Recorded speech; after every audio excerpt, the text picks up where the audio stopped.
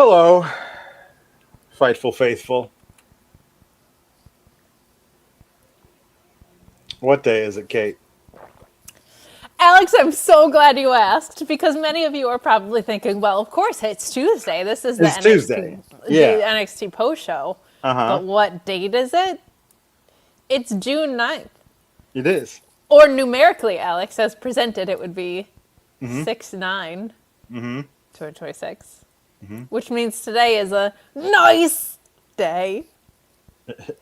Happy 69 day, everybody in the chat. We're already demonetized, I'm sure. Guys, get in your super chats. Get in your humper chats at humperchats.com. Leave a thumbs up on this video. I don't know. Sounds like CM Punk might not be very happy right now. Again, you're probably going to want to be subscribed. Really? That guy's you bundle of joy. I don't know what you're talking about. Normally, look, he is so thankful to be alive in whatever town they're in. But there's a lot of rumors circulating, and Sean's really good at finding out the truth through all of those rumors. Okay, so you're going to want to subscribe to Fightful Select. They're going to talk about that on The Hump tomorrow with Sean Rossap and John Alba. If we don't have 6,969 likes on this video by the end of the stream, I'm going to be very upset. And do we normally get closer to between 3,000 and 5,000 views on a regular basis? Yes. But people should be stopping by just to like the video without watching us. Yeah. Is my point. There was a lot more on Fightful Select today, including everybody's favorite Vince McMahon, and more details on the lawsuit that one of the 4 lawsuits that was ongoing. We pretty regularly now have those rundowns back for you. That's been some great work that Corey Brennan has been providing. He got called up to the main roster too. He used to be our NXT scoopster, but now he's getting new rundowns. There's an early interview with Shaza McKenzie. I had an early interview up there last week with the lovely Tiana, which you guys showed out for. There was a Keith Lee update earlier this week as well. So subscribe for all those reasons and more. But more importantly, Alex and I have a Raw review that's mostly devolved into us playing Tomodachi Island that Alex has created wrestlers for. And on Tomodachi Island, CM Punk is not happy with Chris Jericho. So I don't know if he's going back to AEW, at least on Tomodachi Island. But there's some relationships that are in peril. There are some that are just blossoming. May have burned the bridge that goes to the island. You know what I mean? Yeah, it's possible. It's possible. But it's pro wrestling, baby. So we'll see. Yeah. It is. Okay,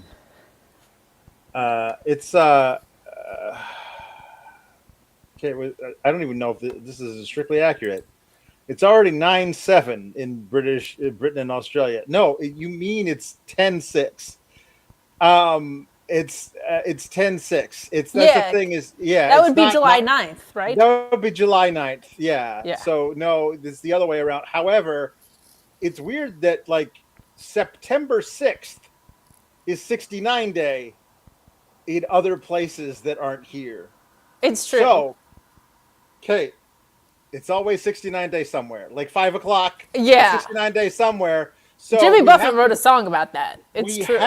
We have to mark our calendars.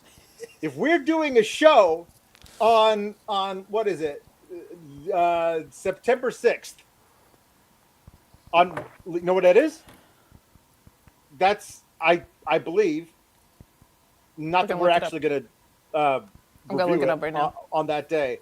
That would be the day of the Saturday Night's main event in Atlanta and Labor Day weekend, when there are already no hotels available before they announce the show. So, because Labor Day in Atlanta, I don't know if you know this, is like it's a zoo every week, and WWE was like, we're gonna do one, right? Saturday Night's main event, right. And so isn't that Sunday night's main event though? Is it really Sunday Night's main event? I don't know. Yeah, the 6th is. But I think you're accurate. The Saturday night's main event is on a Sunday. That might be what is annoying CM Punk, to be honest. Sunday night's main event. Sunday night's main event.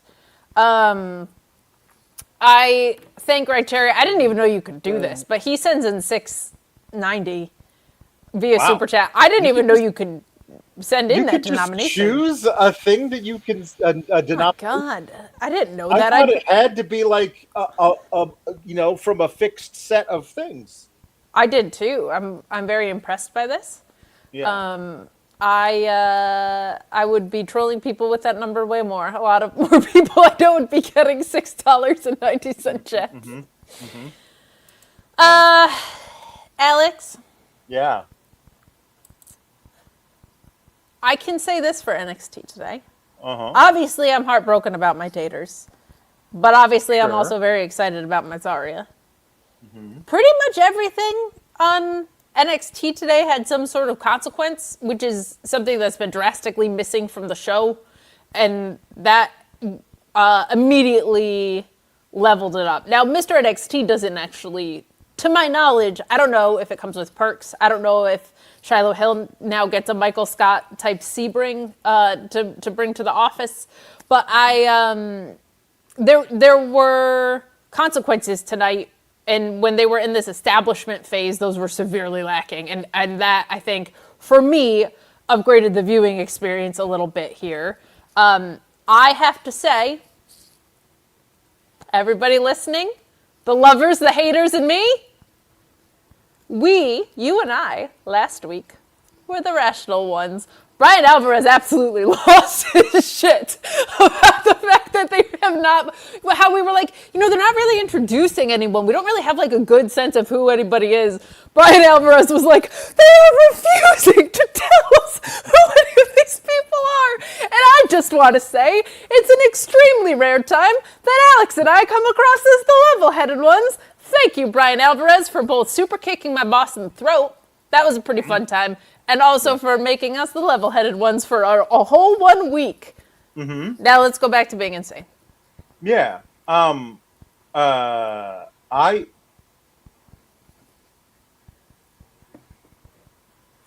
to say something that I don't normally say. Uh-oh. It's going to go one of two ways. NXT was unpredictable. And not in a bad way. And I mean, not necessarily in a bad way. Some of the things I was like, really? I mean, I'm fine with it, but it's not the way I would have thought they were going to go, or maybe even I would have chosen to go. But like, we went into tonight assuming they were going to pull the same, well, there's no winner in the number one contenders match. I guess it's going to be a triple threat. We thought they were going to do that in both the women's number one contender and the men's number one contender match. Turns out they did neither. They just picked a side, which is rare for them. And then they were like, hey, well, let's do the North American Women's Championship match on a random episode of NXT. And I think we were both like, well, there's no way that ends in a real finish. They're going to push off the actual match to the pay-per-view. And I mean, if they actually did do a finish, is this going to be Zarya losing again? Because that's the story of Zarya. She can't win the big one. So, like, all of these things boil down to, it's possible the AI computer they have running this entire thing has just decided to go against all of the things that had been put in, like all the inputs.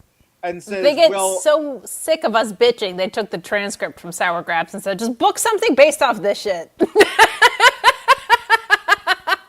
Yeah. I thought perhaps you would. I didn't know if you dialed down the center on your red phone there and called Shawn Michaels Collect and had a productive conversation with him. I didn't. It was a much. And I actually think,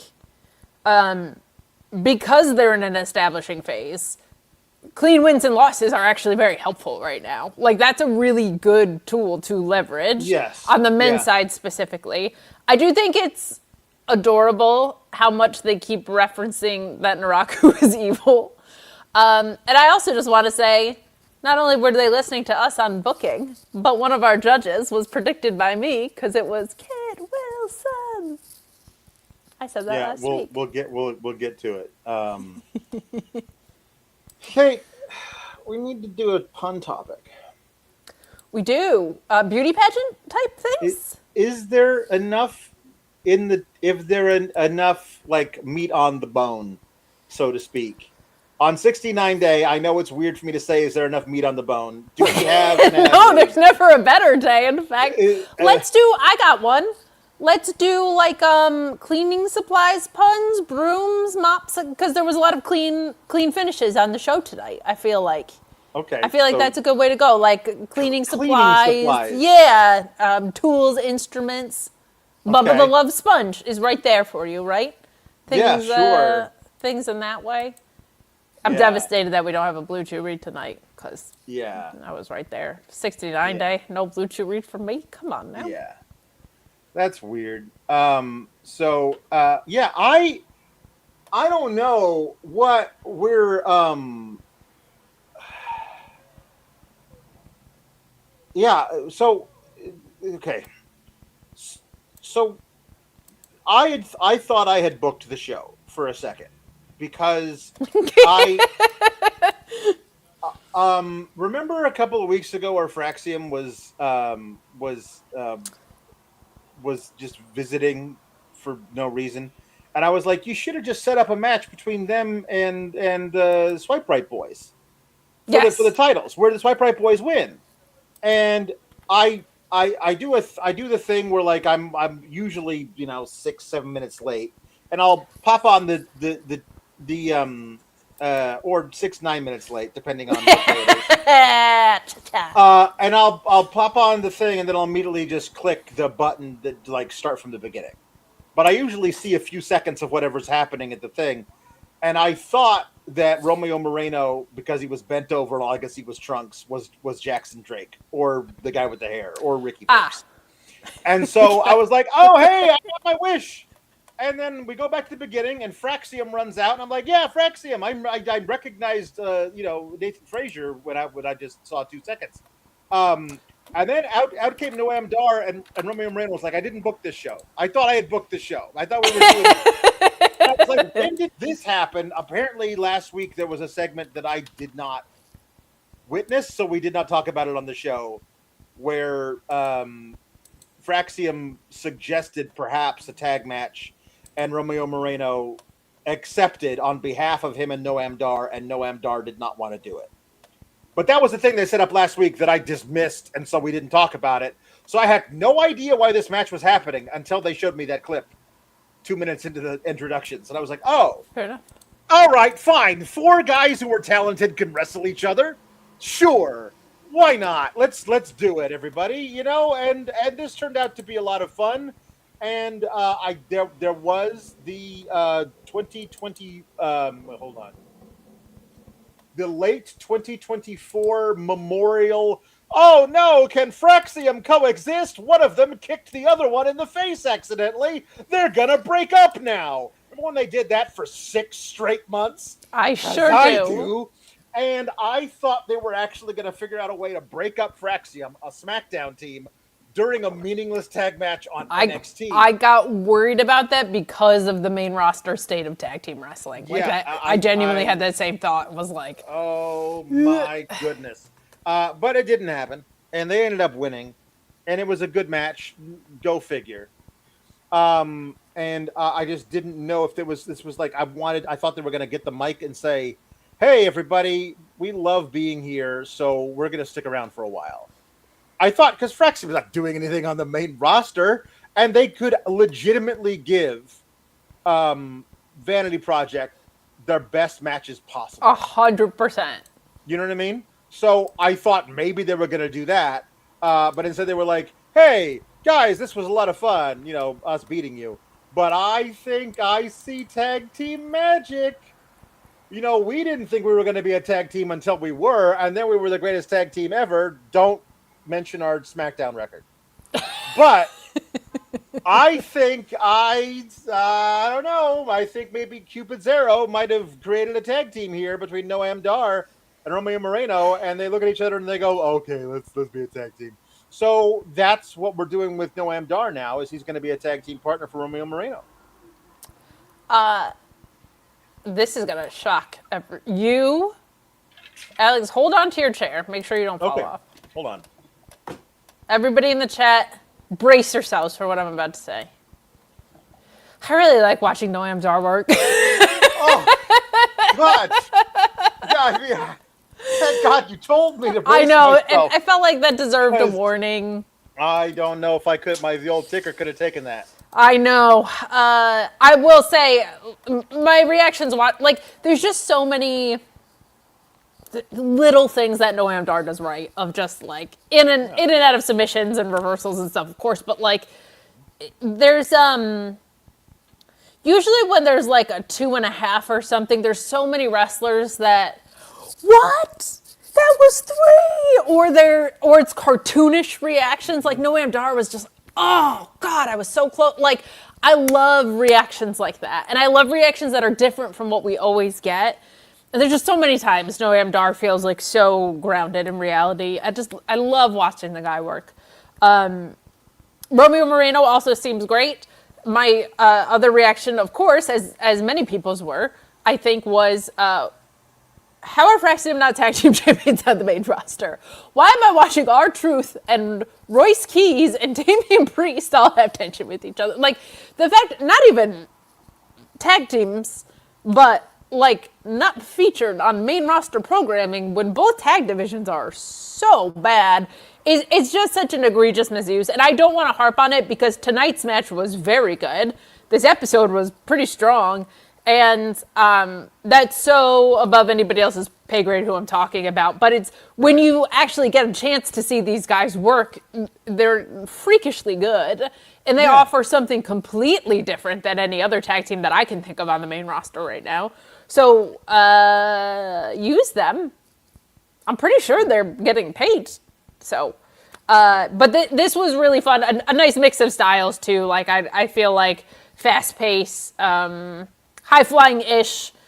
Noam Dar is so good at, like, working with people like that. I had a lot of fun watching this. And a strong opener and, like, a nice... We hear you bitching about tag team wrestling every week, Kate. Let's remind you what we're capable of kind of thing. And I liked that a lot. Like, it was nice to just have a good, clean tag team opener with great wrestling. Like, extremely simple. Also, like, you're right in that Fraxiom formed during the Dusty. And I'm like, are we going to get a Dusty again? Because, like, it's a good excuse to form teams. I'm not a fan of the Franken team, but it's helpful when the tag team division is kind of in the state it's in. Like, it's a good tool for something like that. Yeah. I will award Did somebody call me? Are we saying, are we going to get a Dusty? No, you got the Dusty. You got, I am not a Dusty, I'm the Dusty. What's happening? I was referring to the tag team tournament cup that's in your honor. Oh, yeah, that's right. Because I was such a famous tag wrestler. You were.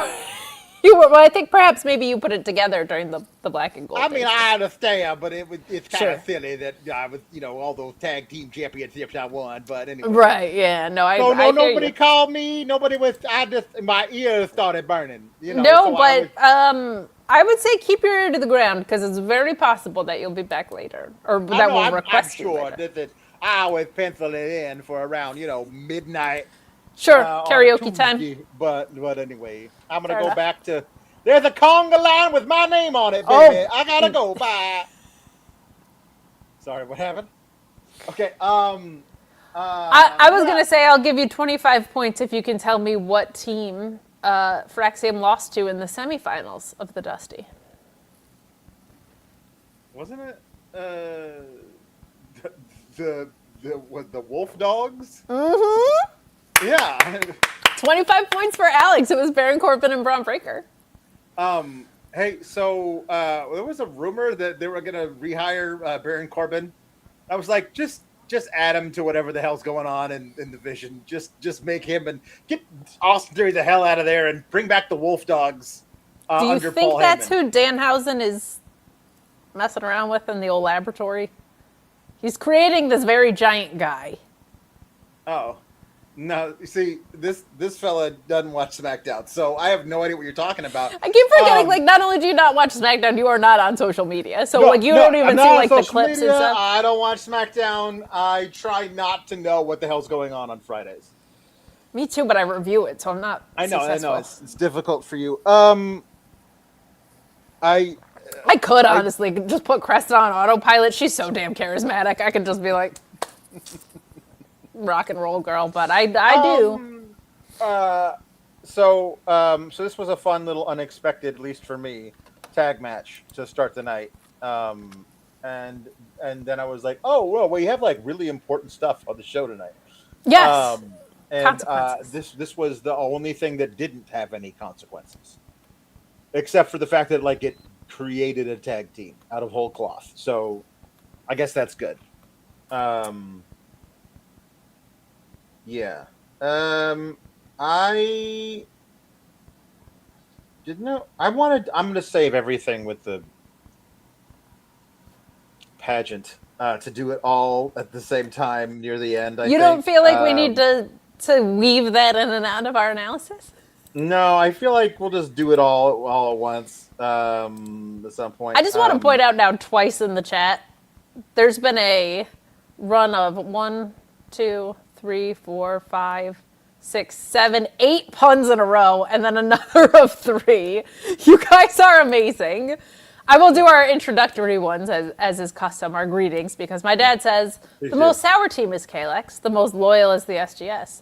The most cool is our son, J.W. Pringle, to which J.W. Pringle responds with a very generous chat, saying, amazing, Alex. Sister Killer Kate, powerful Papa Paul Elizabeth, and all the SGS. I don't know any of these kids, and I'm finding it hard to care. You, us, and Brian Alvarez all in the same boat here. But one thing is still true. HBA still can't book. Today, a little bit better. If he stayed this course on a regular basis, I think we would be 17 to 43% less grumpy. Yeah. It's true. Ren Sinclair is like, no, I really shouldn't be out there for your match against Kelani because I'll be a distraction and she'll probably hit me with my own crutch or something, and I'm this close to being cleared, so I'm not going to go out there. And but I am going to talk to Robert Stone about starting a new tournament so I can have a new challenger for the speed title, because Lord knows the only way we can have a new challenger is to have a tournament. It's not really a tournament; it's just 2 matches and then another match. It's a tournament that begins at the semifinals. Yeah.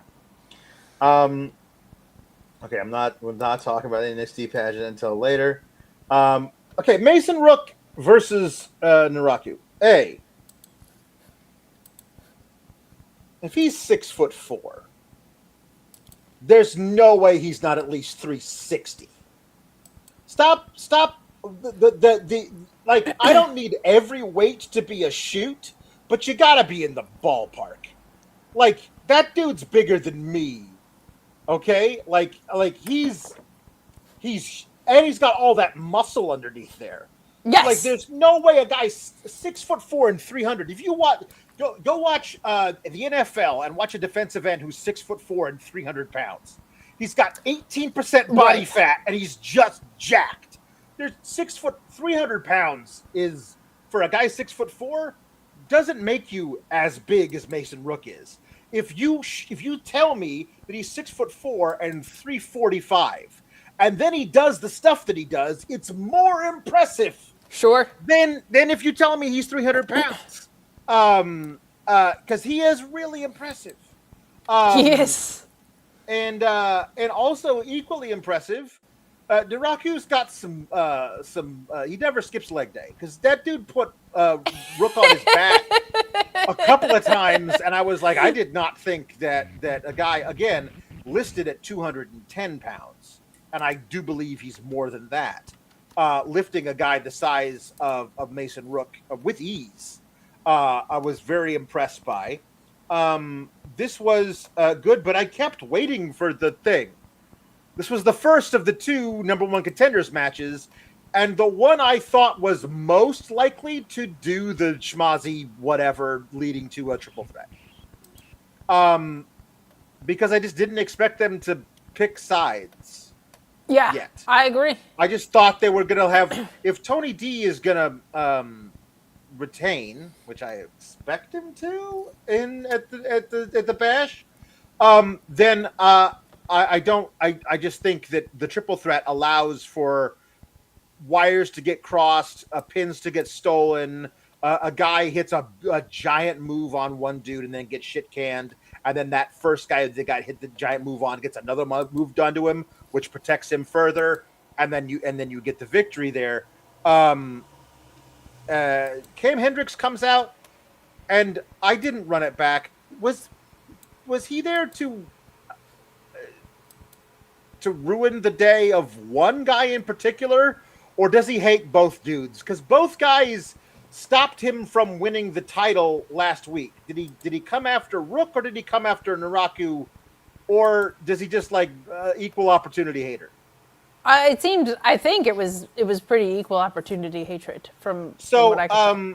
So that's just a bad plan.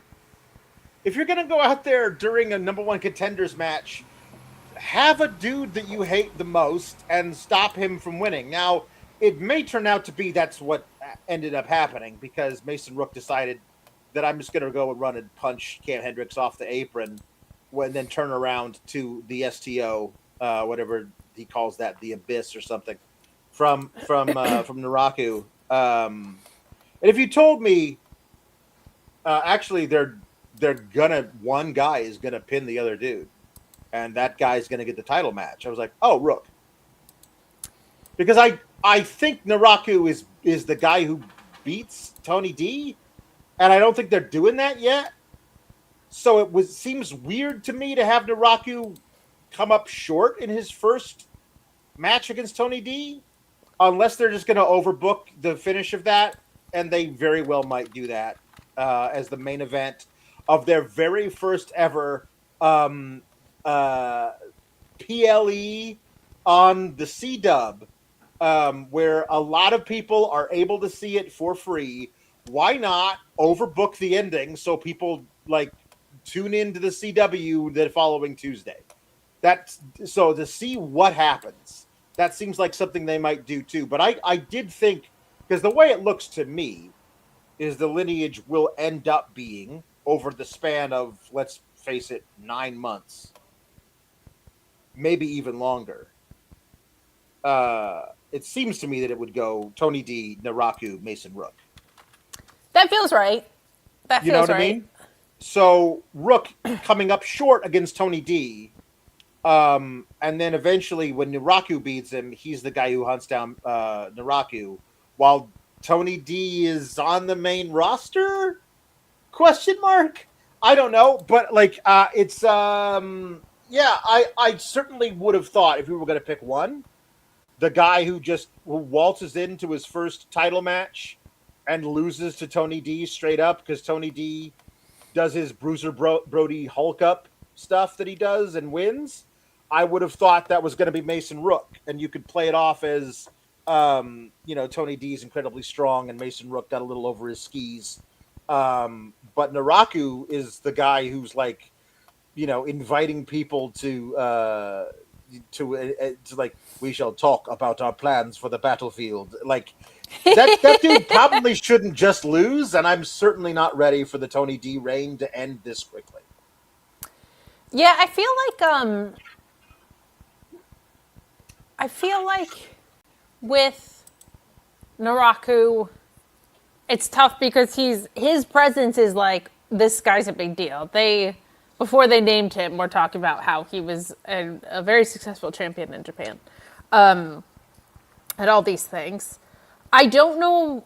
I feel like Tony D, his title reign is contingent on when he gets called up and into what. Like, they were talking about adding members to the Vision. That could be anybody.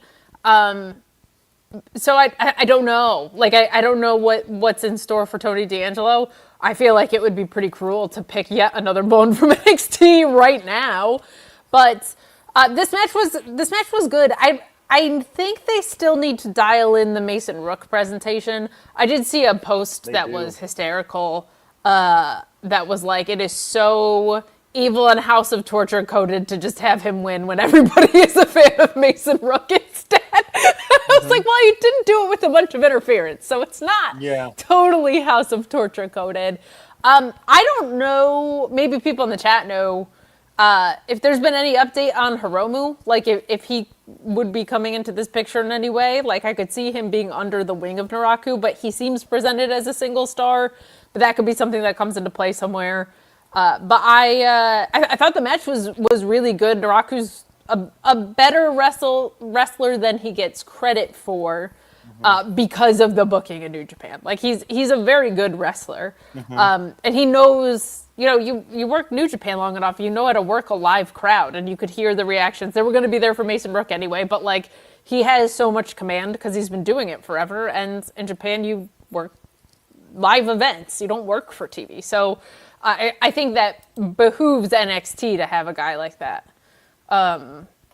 So yeah, I think this is good. I was also surprised by the ending. I thought if it was going to be clean, it would go the other way, just like you did, because I feel like NARAKU just feels important enough that they could kick it down the line a little bit. But I'm excited to actually see the match between Tony D'Angelo and him. I think it'll be a very good match.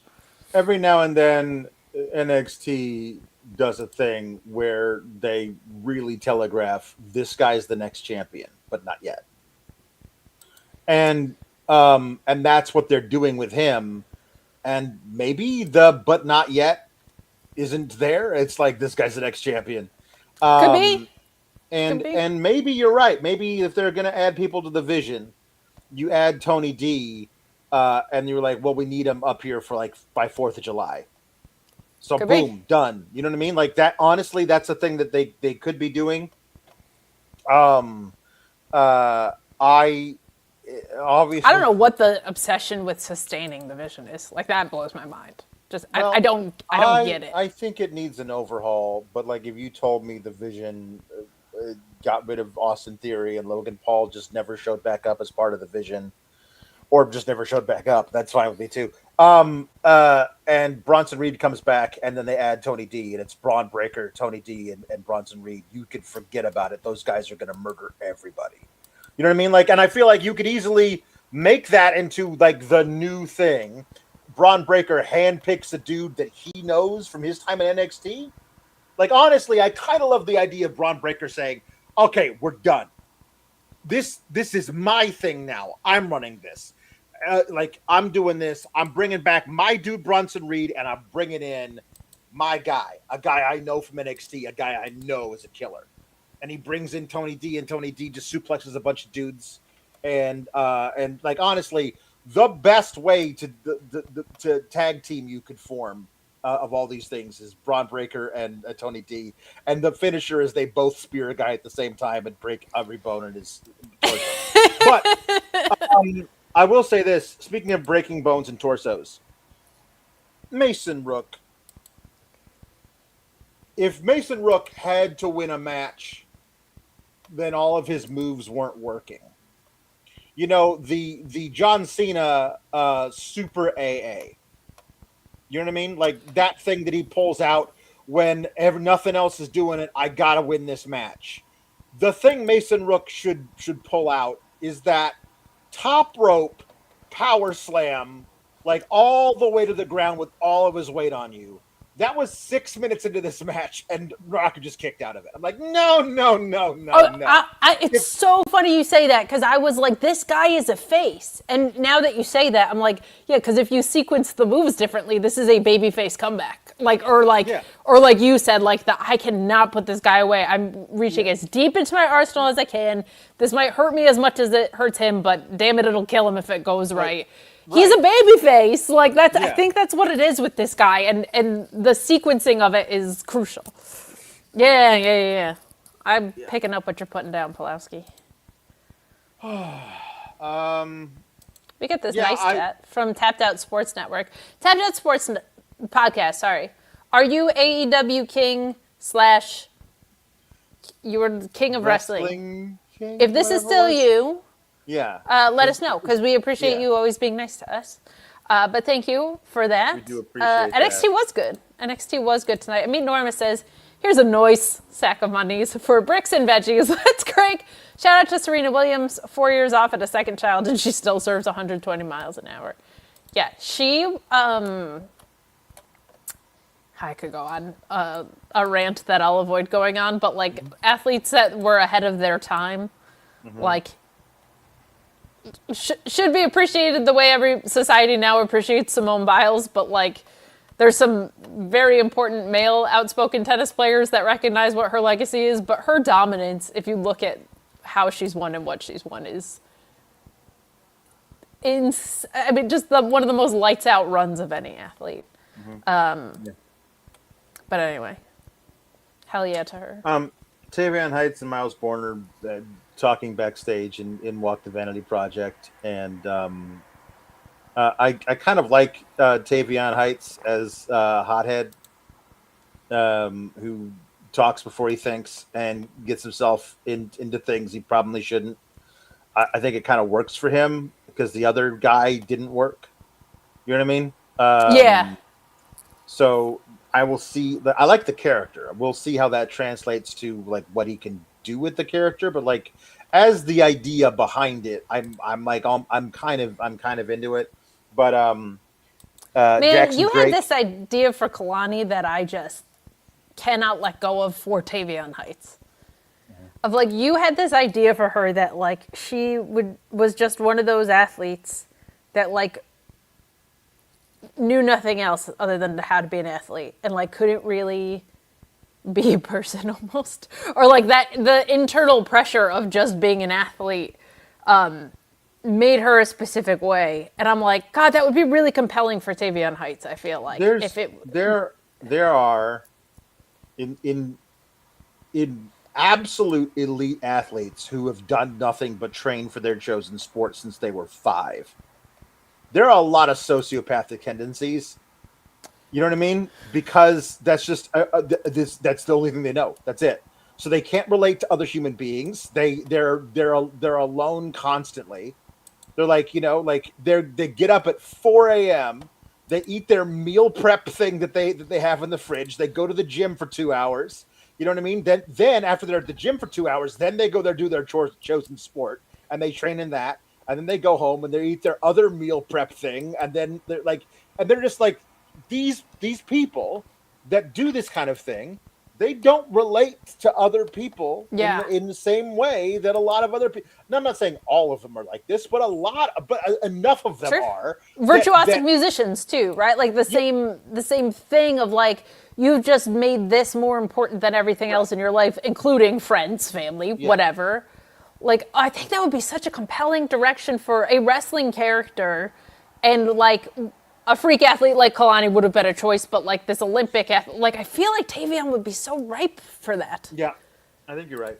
But I'm also into this idea, and I like that they're trying something with him that's a little bit more vivid is important because I think he's really good. I want to see him thrive. Miles Bourne was gonna give Tavion Heights a title shot, and Jack Drake's like, "You're giving your friends title shots now? That seems less than toward." And Tavion Heights is like, "Man, I don't. What are you even doing here? Nobody's talking to you." And eventually, basically says, "Me and you next week, Jackson Drake, and the winner faces Miles at Great American Bash." And that has Jackson Drake wins because Tavion Heights basically starts out thinking he's going to help Miles Bourne and then turns on his friend because his friend didn't fight for him to still have the title shot even after he lost via chicanery. Like, you listen, yeah, his boys cheated, but you set up the match and you made the stakes. He beat you. The referee's decision is final. So, yeah, I'm going to face him at Great American Bash. Yeah, I see how it is. Blah, blah, blah. And then he ends up costing Miles Bourne the title. Jackson Drake should be a champion. And then we do a non-title program, a grudge program between Tavion Heights and Miles Bourne. Like, that feels like... And again, that particular program will last us all the way until October. You know what I mean? Like, that's the kind of thing that they do here. Is this a safe space? Can we have an honest conversation? I hate when people online are like, we need to have an honest talk about, because it's the most dumb, dramatic, and misplaced thing. Oh yeah. But this Miles Bourne title reign, it's just kind of not working for me. Like it's just kind of there, and I don't think it. I actually feel not his fault. I feel less compelled by him as a character with the title than I did without it. That happens a lot with wrestlers. I feel that way about Cody because they just got to throw Pat McAfee or rappers into everything he does at the most crucial time of the year. But like, I feel like I look for title reigns in NXT especially to help move people forward, and I don't know if Miles Bourne is moving forward with it. Now, there's also 9 trillion brand new people, so it's not like, oh, his arch rival is around, which I think is a really big part of it. So I don't want the onus to be too strong like on him or anything like that, but I don't think this is cultivating what we've grown to know him as. And I feel like the fact that he like was having heelish tendencies but stayed face now just feels like it's all gray and not like interesting because he's in both buckets or anything like that. So I don't know. I just hope that they, like, I think Tavion could be a really compelling story for him. And I hope that it is. I'm a big believer in if the vibes are off as you become champion, your reign is going to suffer. Yeah. Because it shows that they don't know who you are. And so they don't know how to write for you, and they don't know what to do with you.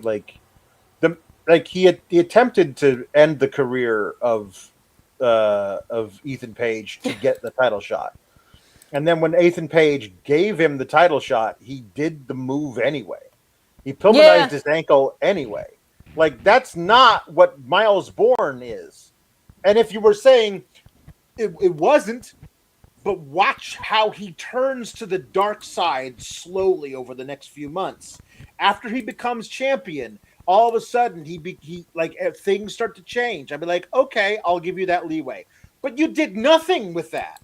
You just had him, like, I've never seen a guy as much of a babyface as Miles Bourne was. Say, if you don't give me a title shot, I'm going to intentionally injure you. Okay, here's the title shot. And then he intentionally injures him anyway. I've never seen anybody attempt that in wrestling without then pivoting hard to making that guy now not a good dude anymore. And right, that's like, a heel turn. No, like that's the beginning of a heel turn. Yeah. He's the same guy he's always been. And I'm like, no, the vibes are off. And so you don't know who this guy is. And so if you don't know, here's the thing about when you are a writer and you're writing something, you're like, I just don't know what this character's about.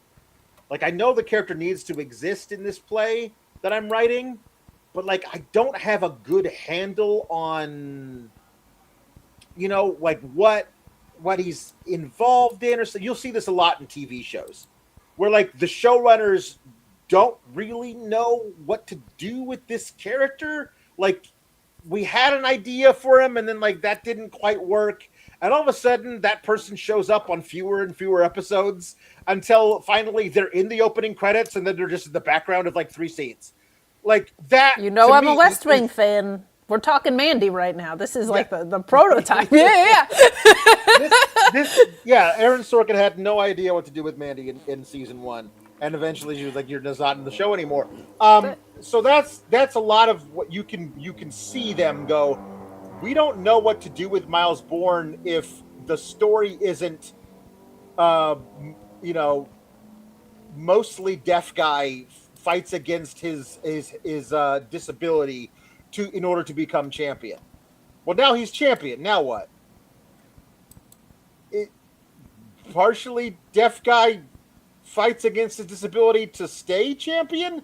That doesn't have the same like cachet to it. You know what I mean? And here's the thing: in a movie, the movie is the journey of the guy who's partially deaf to working against his disability, saying, "Don't judge me by my disability, judge by me by ability."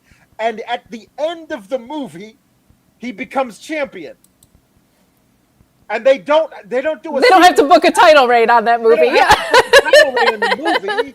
In the TV show, you have to keep going afterwards, Sure. and that can be hard. And when you're not a great writer, challenges are the ones you just kind of put aside, because it's no fun to like be proven to be dumb every day at work. So you just stop writing anything for that guy to do, except for just be on TV. And so yeah, that's yeah. There you go. Yeah. Alex, Yeah. per usual, you know ball, but there's no ball you know better than floorball. That's true. It's true. Yeah. We could tell you to go to MyBookie and bet on wrestling. We can tell you all about how Fightful Select lock picks only missed once, and it was because Jelly Roll wanted to lose. Okay, that's the only blemish on our lock pick record. We could tell you all about what a trusted service MyBookie AG is and how long they've been in the game and all the different things. Sean will tell you about his big Charlie Puth bet, all these things. But the floorball, come for the wrestling odds, stay for the floorball, MyBookie AG. At MyBookie AG, they say that you can bet on anything, anytime, anywhere. And they mean it. NBA, NHL, NFL, Major League Baseball, UFC, pro wrestling. But that's not it. Motorsports, golf, tennis, darts, cycling, cricket, handball, floorball, rugby, snooker, volleyball, table tennis, cycling. Yeah, you can bet on it at MyBookie AG. They got the best support system in the business. We only want you to bet what you can, and please bet responsibly. But go take advantage of being able to bet on anything, anytime, anywhere. They got live esports. They got racing. They got everything at MyBookie AG. And right now, get a $50 bonus when you deposit $100 or a $100 bonus when you deposit $200. You can bet with Bitcoin and play their great casino games as well. MyBookie AG. MyBookie AG. Hot floorball season, I decided. You guys are coming in hot. I didn't know how the cleaning puns were going to be, but you guys have got some good ones. I do feel like sometimes when we come up with ones we've never done before, people have just had them circling in their brain and never had an outlet for them before. So we were just talking about creative challenges, and I feel like when we come up with a new pun topic like that, that's what this is. Yeah, I agree. So hey, Tate Wilder, who would have thought he likes to take risks? The thing is, I'm glad they did like a video package for someone. Yeah, me too. That was a here damn for Brian Alvarez, but the thing is, so far when he's taken risks, he's been a big fat loser. So I feel like this is not the direction I would have gone. Yeah. I like this Tate Wilder though, I'll tell you. I think he has a really good look to him. Like he's there's like a specific type of, like if you're Disney Prince Jace, which I feel like he is, like there's something like when you have the jawline and the whatever. Yeah. He's got like a nice little smirk to him. I think it's good, but I feel like I'm glad he likes to take risks. You should live beyond your comfort zone, I'm told. But also when you do that, it's like the haters said I couldn't do it and the haters were right. Good job by the haters.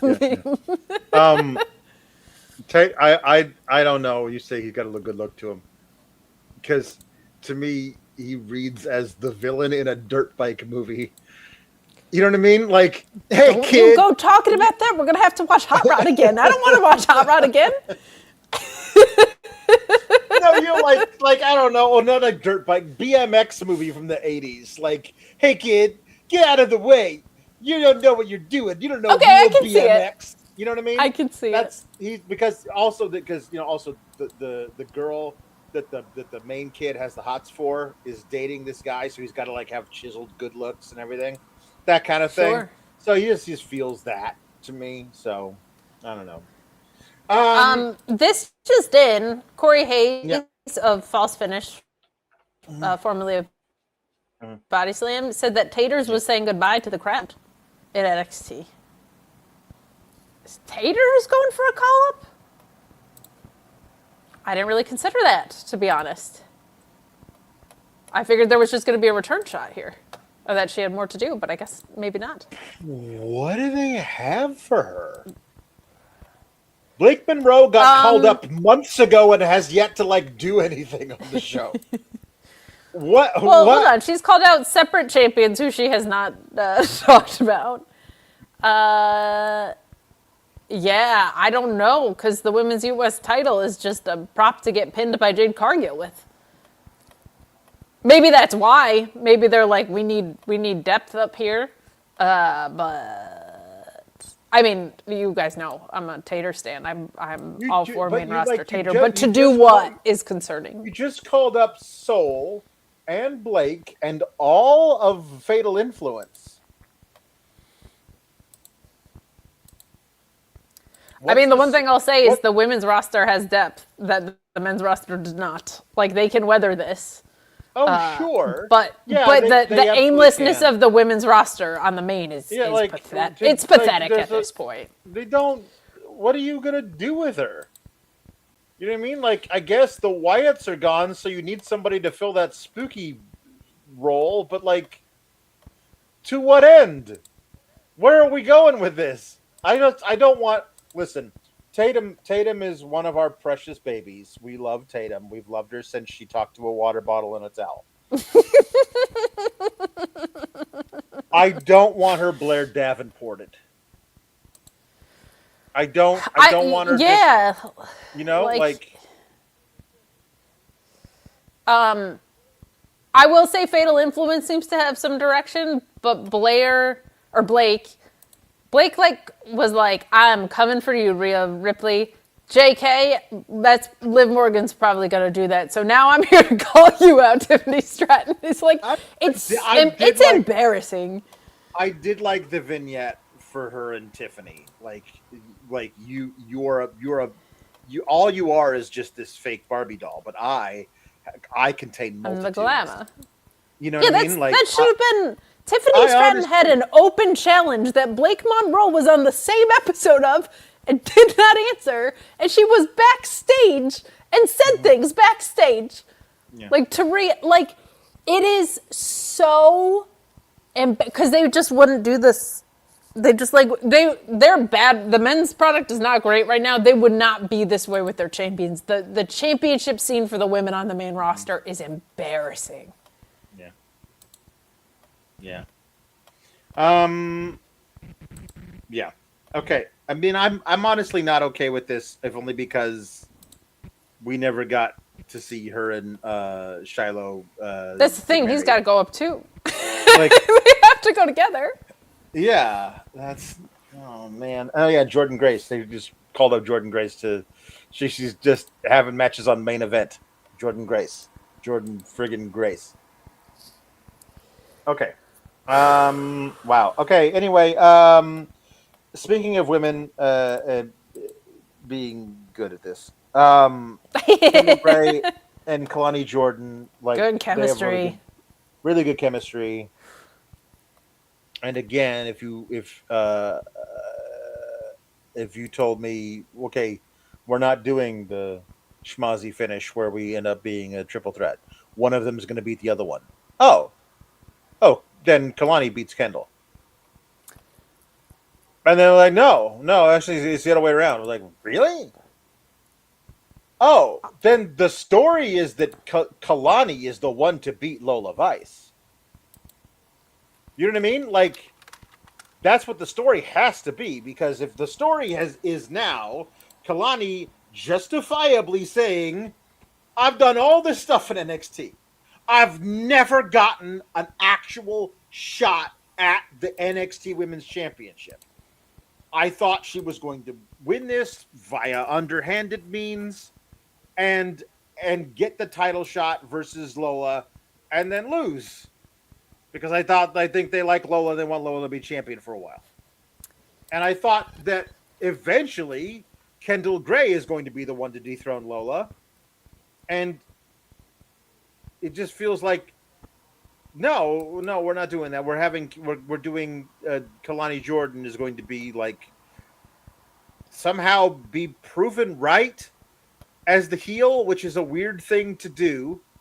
You're like, oh no, she finally did get a title shot and she won it. Maybe we should have given her that title shot years ago and seen what Forever happened. ago. You know what I mean? And that's usually not what they do with the heels. So I thought this was, by the way, just really well done, really well wrestled. There was some Really well great, wrestled. really great counter wrestling and stuff in here, like the Kelani jumping off the top and just being caught in a flying armbar was really great. Just some really good stuff in here.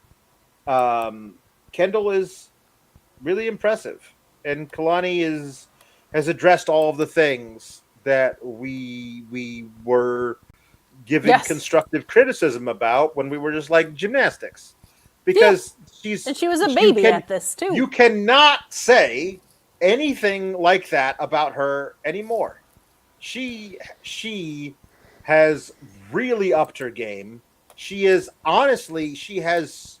probably one of the deeper move sets. Yes, I agree. Of any woman in WWE. Like, she's like, I mean, she can still do all the high flying stuff, but like, she's got some really brutal looking ground moves and stuff. When she decides, oh no, right now I'm just gonna attack a body part. She finds interesting ways of doing it, such as the same thing over and over again, which a lot of guys are.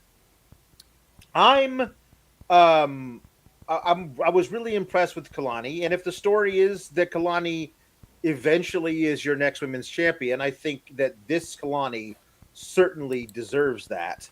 It's just not how I thought they were gonna go. I thought they were gonna do something else, and it may be that they realize what great chemistry these two have, and the plan is for Kelani to eventually beat Lola. And the plan is for Kendal to chase Kelani and them to have great matches against each other when Kendal eventually beats Kelani. Now, again, because Tatum Paxley, seemingly out of the blue, can get called up into a position that we can't possibly guess, because look around at the women's division on both Raw and SmackDown. Where are they like, wow, we really need another woman from NXT up here. We're like, the cupboard is basically bare. We need to restock that cupboard. You can't say that. So if you're just going to pull up Tatum Paxley to presumably do mostly nothing, then the possibility certainly exists that if the plan is for Kelani to eventually dethrone Lola and Kendal to eventually dethrone Kelani, perhaps you don't get to actually see that through. And that's the danger of really trying to tell a cohesive story over the long term in NXT, because you cannot bet on anything being the ground could be literally ripped out from underneath you while you're telling that story. And the people who were in that story just fall through into the main roster in catering. Everything you said about Kelani, I agree with. And it's been, one, really satisfying, because it means we were right. But more importantly, it's always so cool to watch wrestlers blossom in front of you. And from that first time we saw this side of her, I feel like you and I both were like, whoa, okay. And then it took some weird turns, and it took some adjusting, but it was like, man, we saw it with Tiffany Stratton. We've seen it a few times of like, okay, she's got this side of it down, and then what's next? And then what's next? And now she's like kind of effortlessly on autopilot in a good way. And what I mean by that is you'll hear, this is getting a little meta, but like you'll hear artists or athletes talk about like their 10,000 hours and all these things. And I heard Usher say this really well one time. He said that when he's performing, like he's so rehearsed that it's like a computer you have all your systems up and running in the background, but you're not actively thinking, I have this file.exe open and the list of the 9,000 things that are making your computer run. But you've done all the work to have those things installed in your programming as a performer so that you can be in the moment. Now, for me, the epitome of that is Zack Sabre Jr. and Bryan Danielson, right? But when you see this come alive in wrestlers, it's really cool. And I feel like we've seen that with Kelani. Like, it's incredible. And to your point, because she already had this other side to her and she developed this whole other thing, the depth of what the weapons this woman can now pull out on you has grown tremendously. Her and Kendal had phenomenal chemistry. I feel that happens a lot when you have wrestlers of these styles that know what they're doing. Like, they can just put some really special stuff together. Kendal winning is an interesting choice, I think, because, one, I wasn't expecting it, and two, I actually think there's a possibility that Kendal wins, and Kelani is in... They exhaust this trope a lot, but Kelani said, you gotta be kidding me mode a little bit. And I don't hate that. That could be a good way to build that feud down the line a little bit. But I have been of the belief for a little bit, like, the next one that Kelani goes for, she's got to win. So if it wasn't going to be now, I don't want her to lose again and then, like, okay, we're rebuilding our way back to the title shot with her. So I don't hate the choice. I don't know if Lola keeps this, which for me adds intrigue, because like I don't know if it's a particularly overwhelmingly successful title reign, and I think they are itching to get gold onto Kendal, because she is fantastic and very over, and it's kind of like a strike while the iron's hot thing, and they love to do that. But that could also end up being a triple threat with the three of them. So on the other side, so we'll see how it goes, but. Really strong match. One of the better, maybe like Kelani's had a lot of really good matches. This was a really great match, and the result surprised me in a good way. In a good way. Yeah, it is odd because when you say that, like, it wouldn't be surprised if Kendal just wins. I mean, maybe Lola's headed up to the main roster. Who the hell knows? Like honestly, like I love Tatum, and I think she's amazing. Unless you change her presentation, she has a very small niche that she fits into. Lola, again, according to WWE, is just, well, we're going to shoehorn her into everything. Are you kidding me? Like, hot Latina who does MMA and shakes her ass? Yeah, she's gonna be literally all over everything. We're gonna, yeah. And so, it just feels like they have a type of who they will figure out a way to get on TV. And like, oh right, the spooky thing. When did we actually touch base on that spooky story? 3 weeks ago. I guess we'll figure out a backstage to do. Like, they don't have any interest in telling those kinds of stories because they feel like the Venn diagram of the people who really care about this is small. Now, if you wanted to tell me that Danhausen needs an assistant and it's Tatum, yeah. Sure. I mean, like, that, honestly, I think she'd kill it. You know what I mean? Like, basically being like Danhausen's Igor, but it's, I don't know. Like, I just, that would get her on TV, but I don't know, man. I don't know. The thing is, they could repackage her because she's great in the ring too. Like, she's a really cool in-ring wrestler. I keep trying to I'm like, why did you release Nikki then? Like, you could have done such a cool thing with the two of them and just broken Nikki away from the Wyatts and like done this very cool, like, just have, even in ring wise, that rules. If Charlotte is, and the Charlotte and Alexa thing is not long for this world, just do Bliss Cross applesauce, but it's Bliss Tate Apple State. I don't know, like, it's Apple State. I don't know. I don't know what you call them, but just run that back. They're both little and fun. I don't know. They're both little and fun. I'd have a penchant for the creepy side of things. Yeah. Yeah. So anyway, Kendall wins with a really cool counter from like, I want to do a backslide. I want to do a backslide. I want to do a backslide. No, you're getting this flatliner.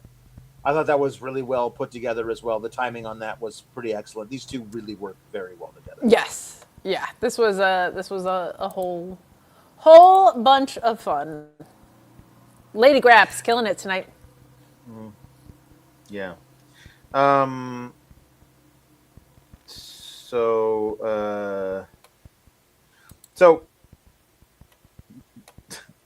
Tony D'Angelo is like, he gets interviews like Naraku's going to need every ounce of evil to be able to beat me. And then Naraku, listen, I love NXT when they're incredibly inconsistent. It's my most favorite thing about them, honestly. So often we will see a somebody like they're in the first match of the night, and an hour and a half later they're still in their ring gears, like toweling Out of sweat breath. off them. You know what I mean? Like, Still breathing heavy. Anyway, okay, so geez, I'm just so still winded from that match I had an hour and a half ago. And then tonight, Naraku, 28 minutes after he left the ring, is showered and in a suit. And I just love that the both of those worlds can exist inside NXT, where it takes you 90 minutes to get to the trainer's room after you had your match, or you're fully showered and ready to head back to the hotel in 25 minutes. Anyway, Naraku shows up and gives him an invitation later. We see that Robert Stone is talking to him, and Robert Stone says, "Hey, what'd you give him?"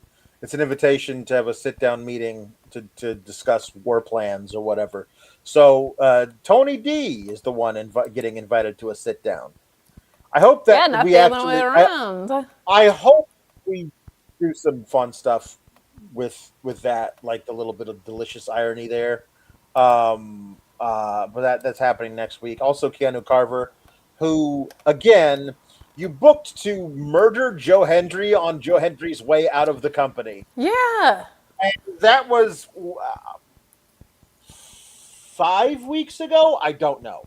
It feels like it was like over a month ago. And Yeah, like, Joe Hendry's been singing about firing Logan Paul. Yeah.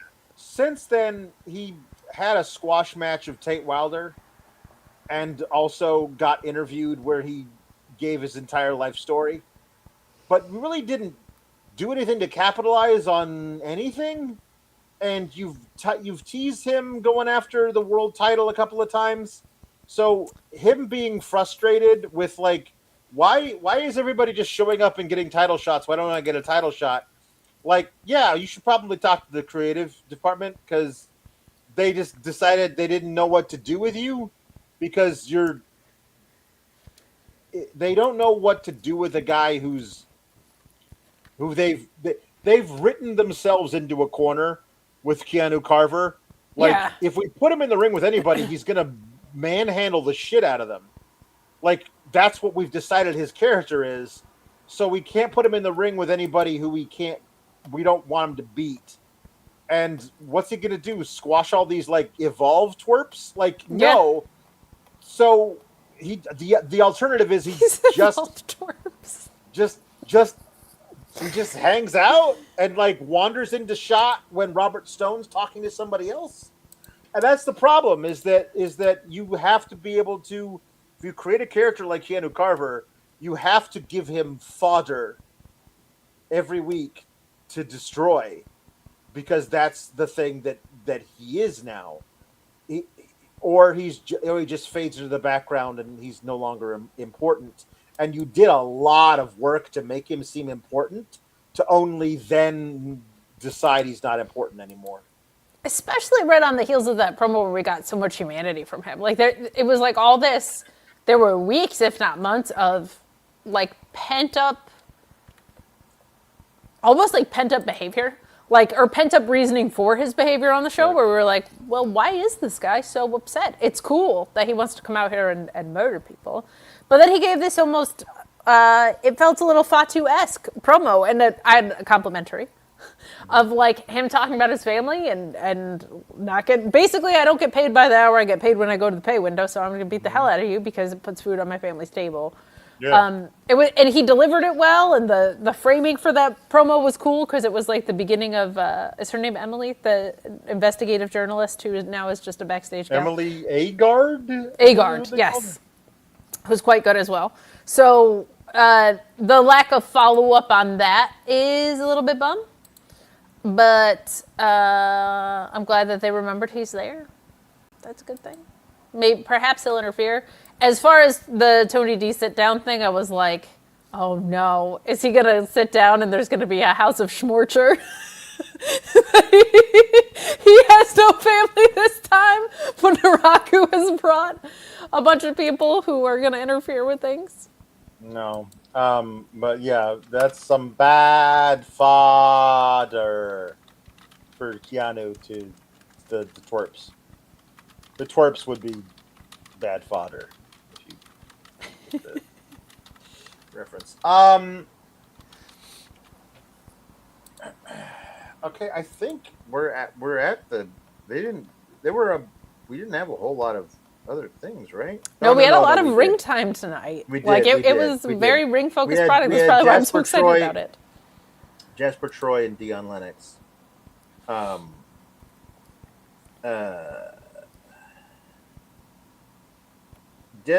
Jasper Troy tried to Hulk up.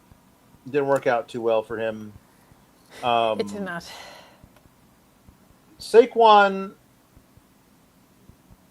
appears on the Titantron during the match. Says, "Hey, Dion, watch your back," and then Dion just beats Jasper Troy in like 5 minutes.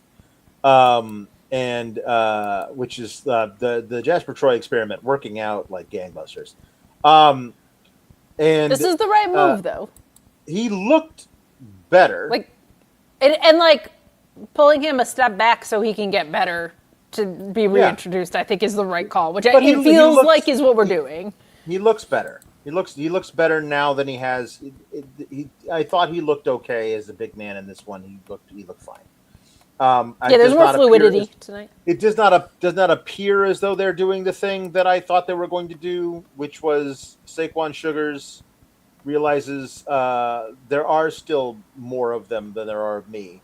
Maybe I should befriend a giant man. I did not think they were that they were just going to have Dion. I thought Saquon was going to show up during the match, costing Dion the match. Sure. Kind of. Because that protects Dion. That's what they. It's what they do. It's what they do pretty frequently. But this was deviant. Deviated from a lot of booking patterns. That I thought they were going to do, but he does. Then after Dion just beats Jasper Troy, he does show up on the Titantron, but this time he's buffering.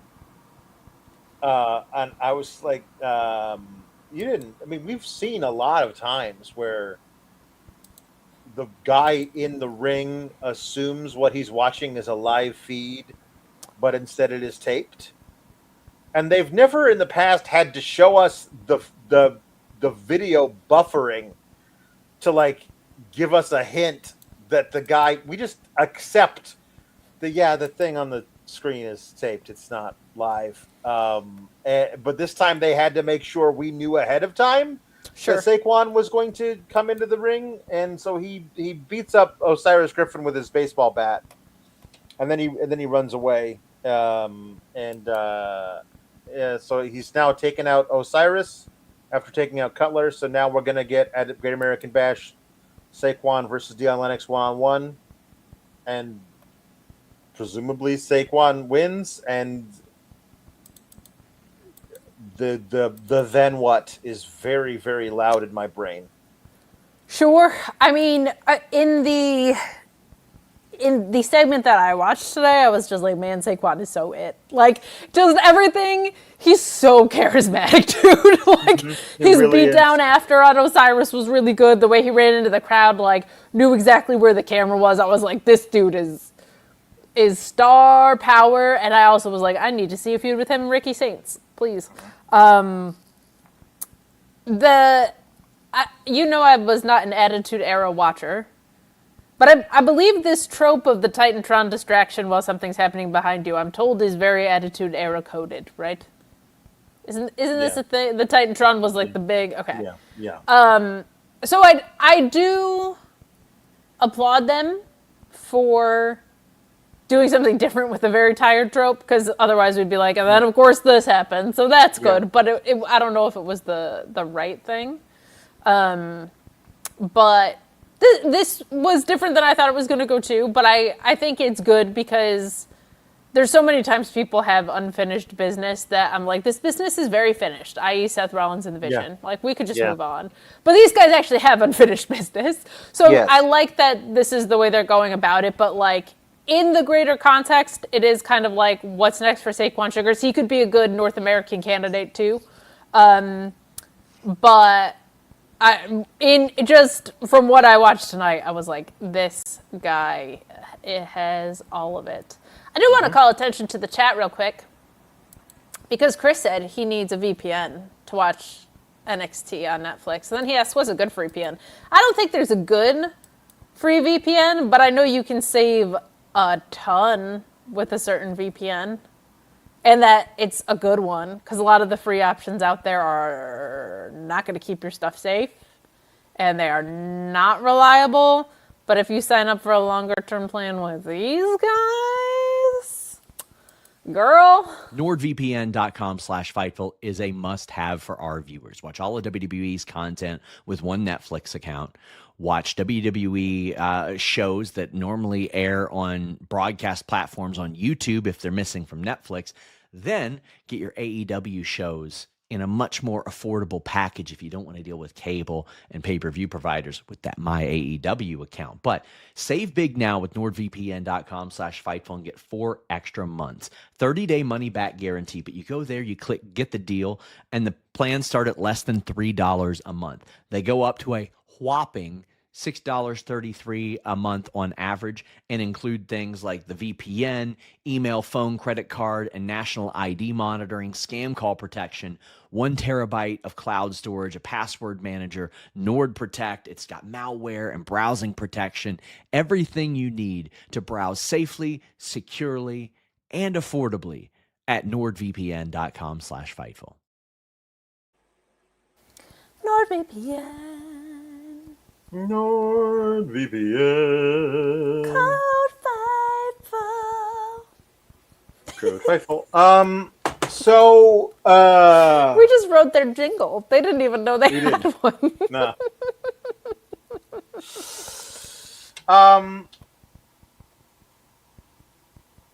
They announced who the competitors are in the speed tournament. It is very funny to me that tonight, again, the inconsistencies of NXT. Tonight, Ren Sinclair says, hey, I was thinking I should probably defend this title. I'm going to go to Robert Stone and see about having another tournament, and then I'll face the winner. And so then she does, and then 45 minutes later, they have a whole bracket. The last time they did one of these, Robert Stone was like, I gotta make some calls. I gotta put some things together. I'm still hashing out who's gonna be in the tournament. Like, it took him 3 weeks to figure out who's gonna be in the tournament the last time, and this time it took him 45 minutes. It's just very, very funny. The tournament consists of Ariana Grace and Layla Diggs in one half of the bracket, and I'm sure. I'm not sure. It should be Layla Diggs, but it'll probably be Ariana Grace. And then after she gets the first victory, she can talk with Alexis King about how they're going to have the king and queen of speed in Birthright or whatever. That doesn't sound not like drugs. They sound like maybe they're running a cartel. Just speaking of the Queen of Speed, Thea Hale is in the other half of the bracket, and she's facing Izzy Dame, And then Izzy Dame, I love this. I love they establish stuff every week that makes you go, all right, so that's how it works there. Izzy Dame is watching a TV in the back and goes, what the hell? Why am I in the speed tournament? Like, that's really funny to me that's even an option. That Izzy Dame wouldn't know she was in the tournament until she saw it announced on television. In their defense, it's the speed title. They put the bracket together very quickly. Yeah, they are informing the talent with extremely quick notice. So it kind of lines up. And also, I believe you can play at a tournament that's like this many people in that short of a time. Yeah, it seems like it would be really easy. But remember, Stone had to like clear it with everybody who was in the tournament. He like had to ask them, "Would you like to be in the tournament?" And they had to say yes. Not you, Izzy. Izzy Dame just decided you are in the tournament. Like, I am. I don't want to be in the tournament. And like, why am I in the tournament? And then Sean Spears walks in and goes, "I got you in the tournament." Why would I want anything to do with the speed title? And I just love the idea that during that 45 minutes, Sean Spears heard there was going to be a new speed title, went to Robert Stone and suggested Izzy Dame be put in it on behalf of Izzy Dame. And I love that also Izzy Dame was like, I don't want to be the speed champion. That's dumb. I think all of this is very funny. Girl, I see you. I think it's dumb too. I've been saying it for a long time. But he says, but listen, I mean, obviously Kendal Gray just won the match versus Kelani. She's going after the title. You don't have a path to that title right now anyway. So in the meantime, why not easily secure the speed championship? And then later, when you do beat Lola Vice or Kendal Gray, then now you're a double champ. And we have all of that leverage as the culling to get what we want. And plus, look who you're facing in the first round. Thea Hale, the woman you easily beat to become North American champion. And Izzy's like, well, you got a point there. So maybe you're not always dumb and terrible at your job, Spears. He's like, hey, yeah, thanks. Maybe I'm not. And so, yeah, there you go. That was kind of funny. I like that from Izzy Dame. I agree with her. And Robert Stone, you'll learn. You'll learn how to do this job. You're learning on the job, but Yep. Yeah. Okay, I think I must now talk about the pageant. It's pageant time. The pageant consists of 2 pre-taped segments and 1 live segment. The first pre-taped segment, it's hosted by Sarah Schreiber. She introduces the judges. Aaron Rourke, openly gay, Evolve Men's Champion.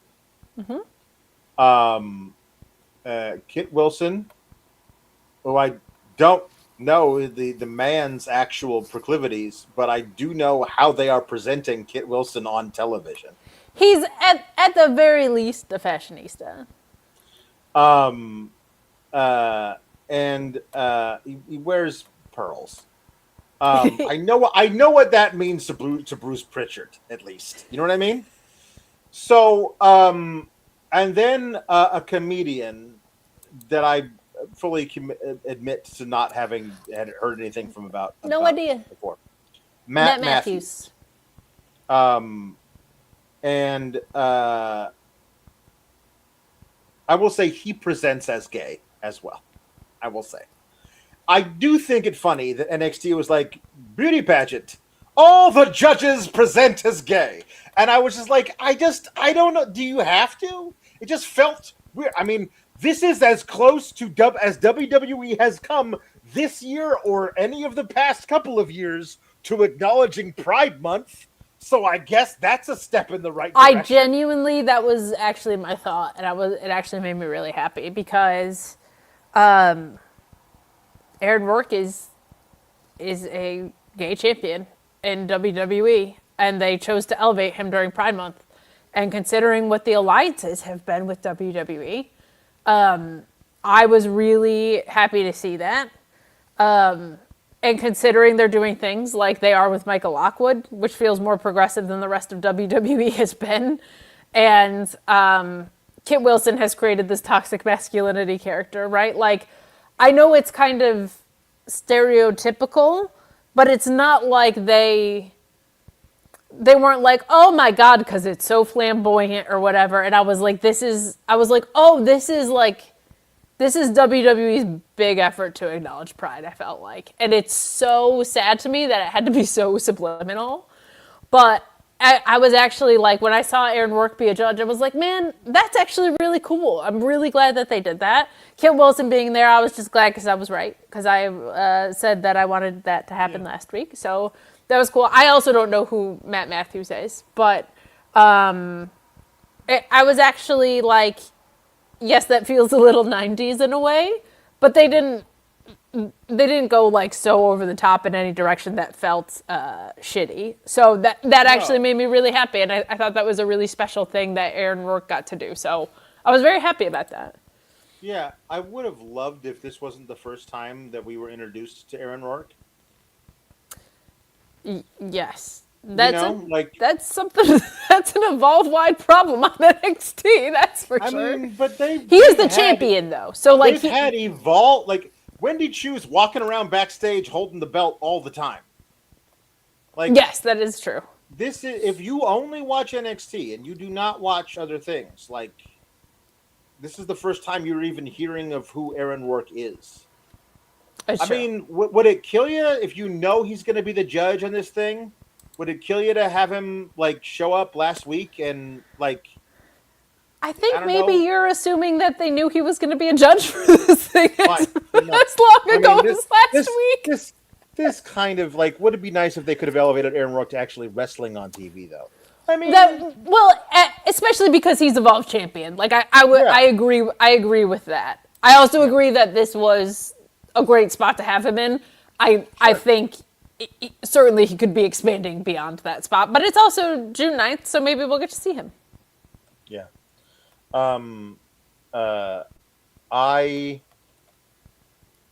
They do the attire competition. They have to do 3 different looks: formal, casual, and swimwear. Mm-hmm. The formal is kind of obvious what they're going to do with that. The casual kind of surprised me, as far as like it was just jeans and a regular shirt. And I'm like, oh yeah, I guess that is kind of casual. That's pretty. I don't know why that's. I don't know why that's part of a beauty pageant, but whatever. Because casual does not mean it needs to be devoid of fashion. Right. You know what I mean? Yeah, I agree with you. Tristan comes out in a Union Jack Speedo, and Aaron Rourke has to pick his jaw up off the floor. And I was like, okay, I get what we're doing. I got what we're doing. We're good. It's fine. And then Shiloh, he's got silly formal wear. His casual wear looks fine, looks regular. And then he comes out wearing flippers and carrying a beach ball and wearing a snorkel as for his swimwear. And yes, and all the judges give that round to Tristan. Okay. This is where they tell us, hey, scan the QR code and you can vote. I'm like, all right.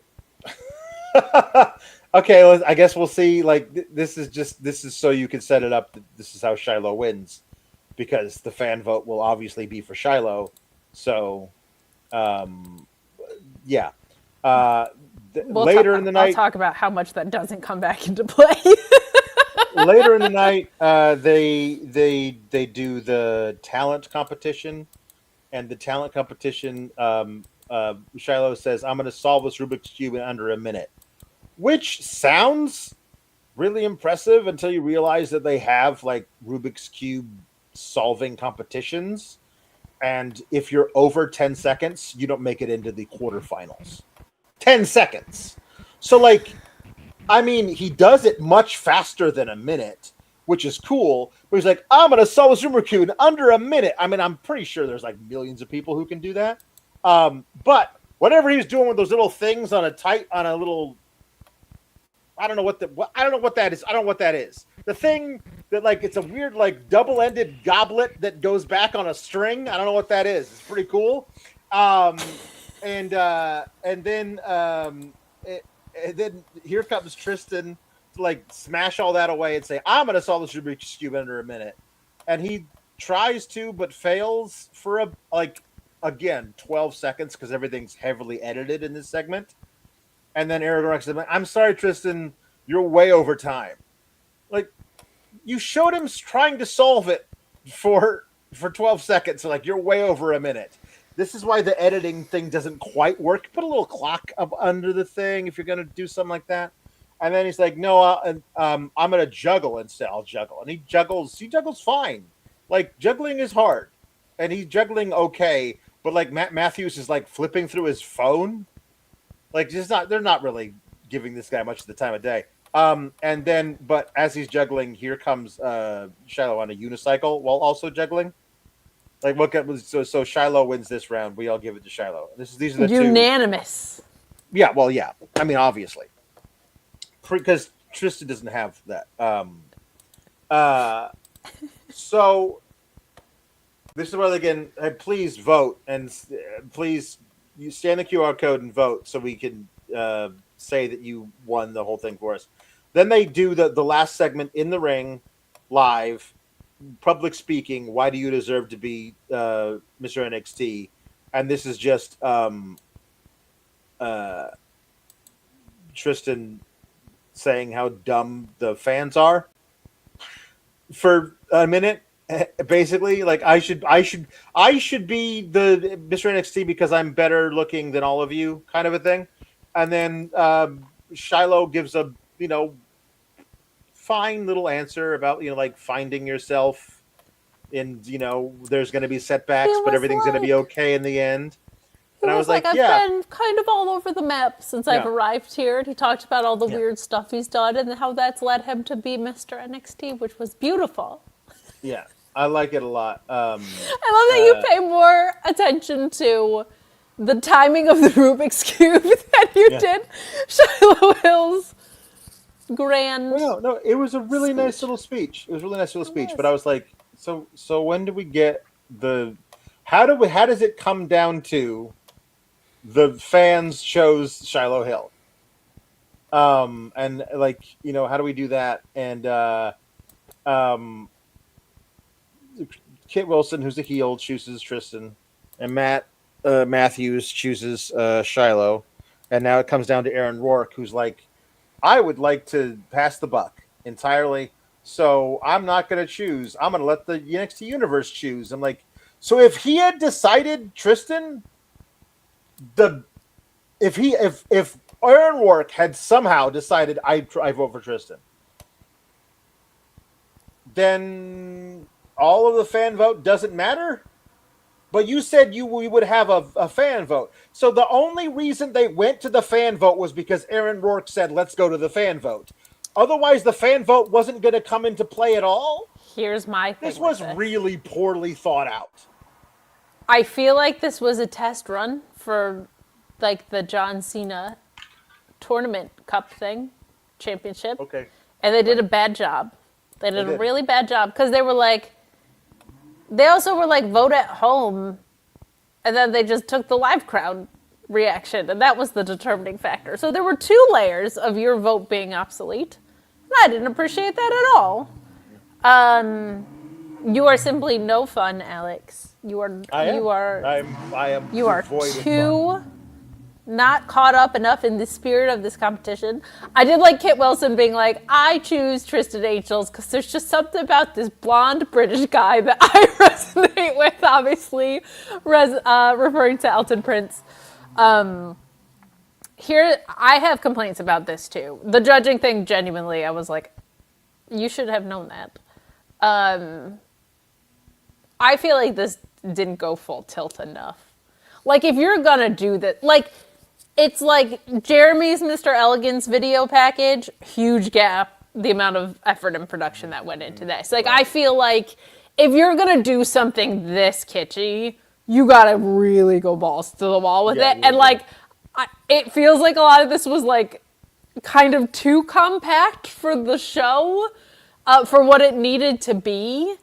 Because this needs to be, like, you should be complaining way more about this. Like, the people who do not like stuff like this should be like, this was so suffocatingly bad and stupid. And then, like, I'm oftentimes that person, but for this, I was just bought in for some reason.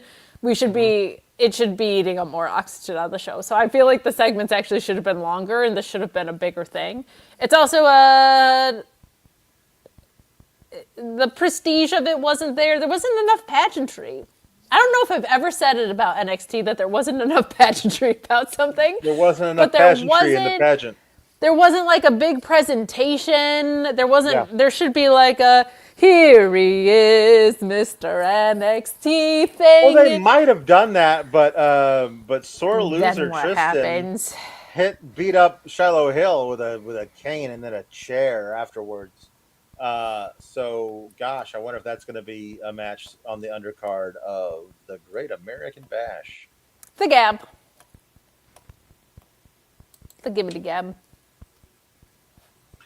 Okay, so our main event, perhaps Tatum's last match in NXT, was very, very good, and I thought ZARIA proved a lot about why she should have been elevated into this position a long time ago. We got a coast to coast, not a coast to Idaho. That was great. And I really enjoyed the finish of this. I mean, this is, you're not hopefully. I mean, Darby Allin would kick out of it, but nobody's kicking out of an F5 on the floor, followed by a spear and another F5. So he haunts you even on different shows. He does. You have no idea how many times I watch a match and go, nobody should kick out of that. And then most of the time, especially if it's where it's supposed to be in the match, they don't. And I'm like, yes, good, correct. Because that really bothers me when that happens. And so that's why one of the myriad of reasons why every Darby Allin match bothers me is because there are at least 4 things nobody should kick out of that he kicks out of, and I hate it. I thought that they did a really great job with that particular finishing sequence of protecting Tatum. Yes, I agree. This was very well produced, this whole match, but that ending sequence especially. I thought that ZARIA really, really did a great job here. And Tatum has been, like, they mentioned that nobody has the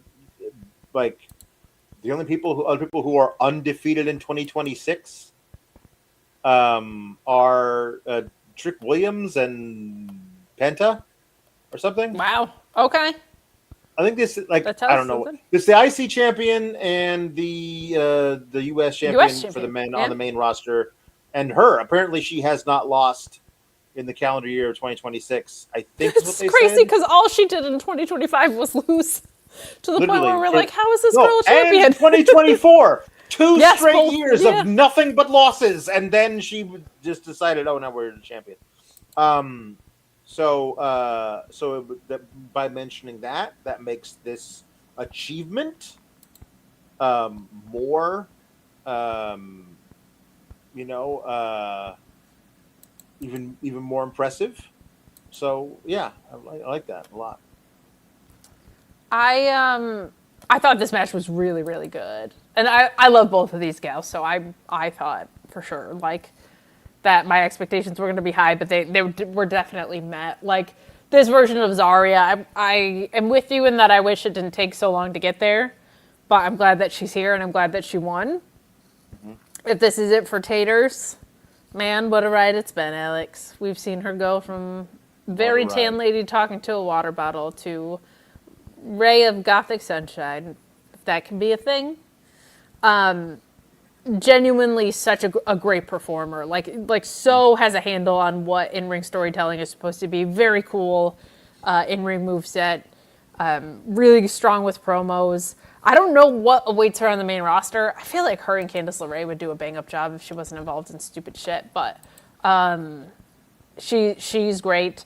Zarya is one of a kind. And I really look forward to people getting to see the Delta Brady that I fell in love with.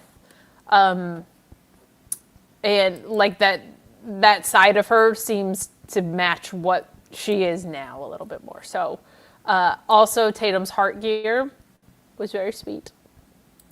And I thought the match was laid out especially very well, and they both delivered. But I really liked the final stretch. These are two of my favorites. Tatum can be a little house of fire when they let her be.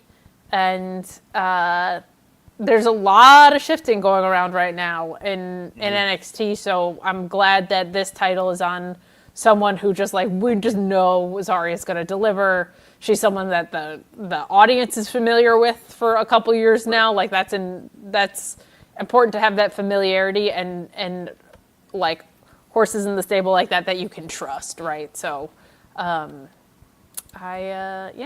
like it. Yeah. I do want to mention that there was Jada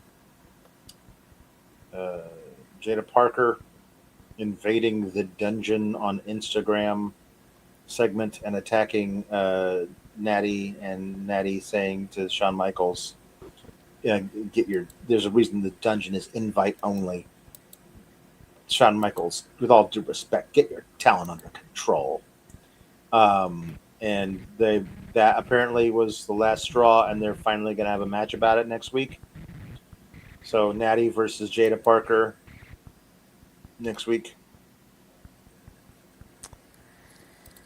I feel like this is the only thing that they do when they call Natty to NXT, and that's a bummer. Like it's always, I came here to test you, and then you disrespected me. Like it just feels. I don't even know if it's true. It just always feels like that's the one story we have when we call it Italian Town. One thing we got. We got nothing else for you. There was some debate in the chat about the phrase "coast to Idaho." Megan, who lives in Oregon, was like, the coast to Idaho is not very far at all. And like, no, the East Coast to Idaho. Why should we assume East Coast to Idaho? Well, for me, it has nothing to do with like East Coast bias. It's the fact that almost always it goes right to left. If you think of the coast to coast maneuver, I don't know why this is. There's no reason why it has to be. But almost always, when you're watching the screen, you're looking at it, it goes from right to left as you watch it. It's true. And so that's why it would be a coast to Idaho.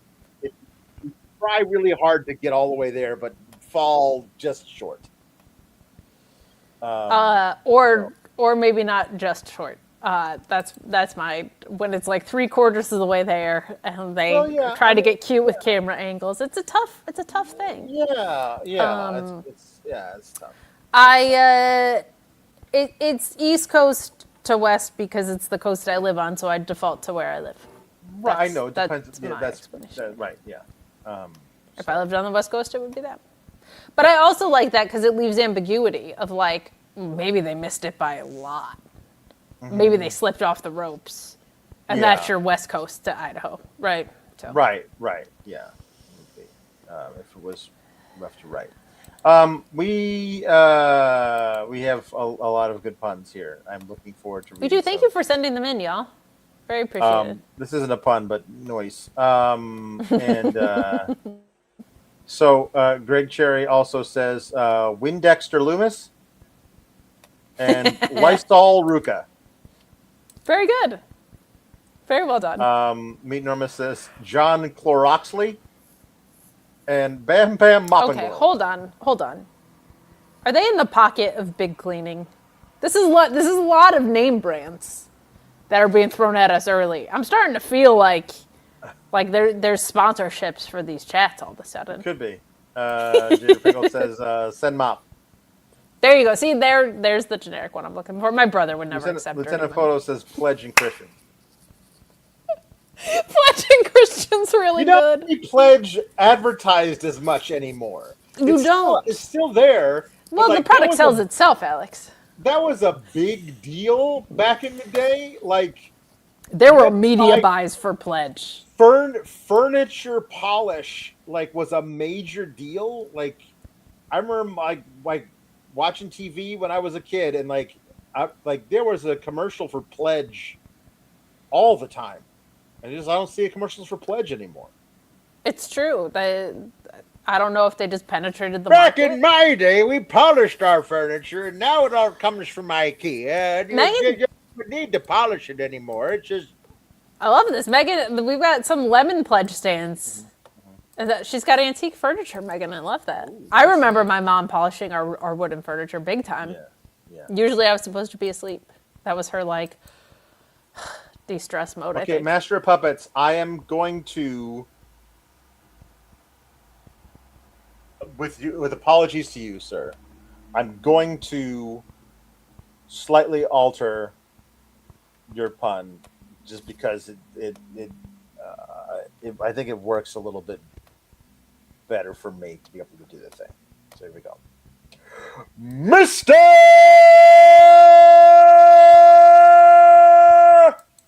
Cleanity.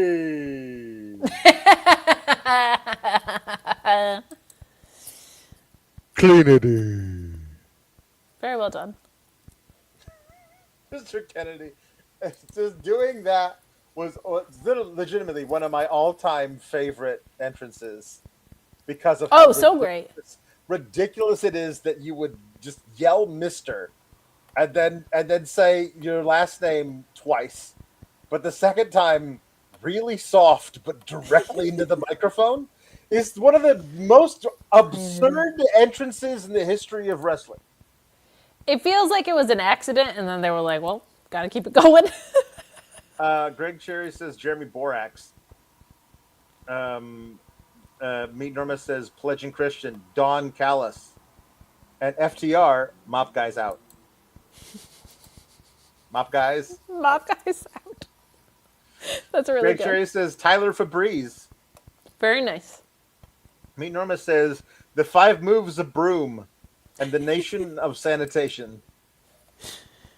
I feel like there was a dueling pun off between Greg Cherry and Meet Normus, I think, tonight. This is what that was. I also, if I were to start a garbage collecting service, I would call it the nation of sanitation. 100%. Oh, absolutely.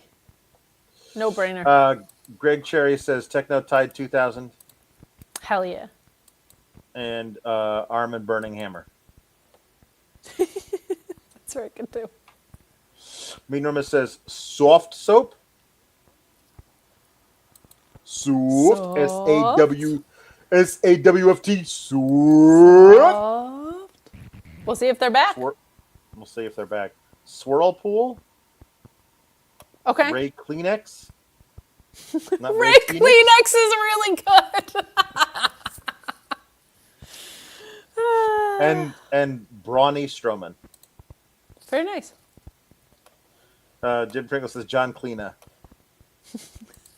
John Cleena. Greg Cherry says Will Ospreay bottle. Very nice. Meet Normus throwing some Spanish at us. We don't set the bar. We limpiar. That's excellent. That is some great stuff there. This is good for Greg Cherry. I like this one a lot. I believe in Joe Laundry. I believe in Joe Laundry. Wave your hands from side to side and say, I believe in Joe Laundry. Greg says Brillo Nightingale. That rules. And also Shane O'Vac. Shane O'Vac is very good too. Meet Norma says, bleach for the sky, boy. And Steph DeLavender. Very nice. This was not super chatted, but I had to. The Jericho vacuum. That's excellent. That's what pulls you into the Jericho vortex, from course. which there is no escape. Yeah. But the vacuum itself is what pulls you in. That's how you get sucked into the vortex. Yeah. That tracks. Meet Norma says the aerosol assassin. And Meanie Clean Okerlund. Very good. Very nice. Silvertip Scimitar says Broom Strowman, Rake the Snake Roberts, Duster Rhodes, Nia Ajax, Adam Soapland, Windex Stew, Power Wash Hobbs, Power Wash. Power Wash. And Stephanie Vacuum. Very nice. Or, excuse me, Stephanie Vacuum.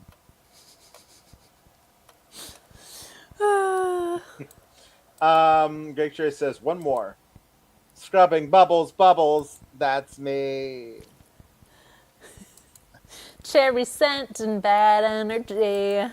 Dashed Hope says, Cloroxan Perez, Pine Sol Snatcher, Mr. Cleaner, Kenny Omega, Vac Perry, Dawn Powerbomb, Dwayne S.C. Johnson. That's very really good. That's really a good deep cut. Fabuloba Femi, Scrubbing Bubble Steppers. Okay, Fabuloso. Have you seen this in the stores?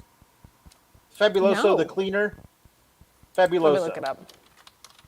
Is it Fabuloso? I don't know. I've never used it. It looks like I should drink it. It does it not?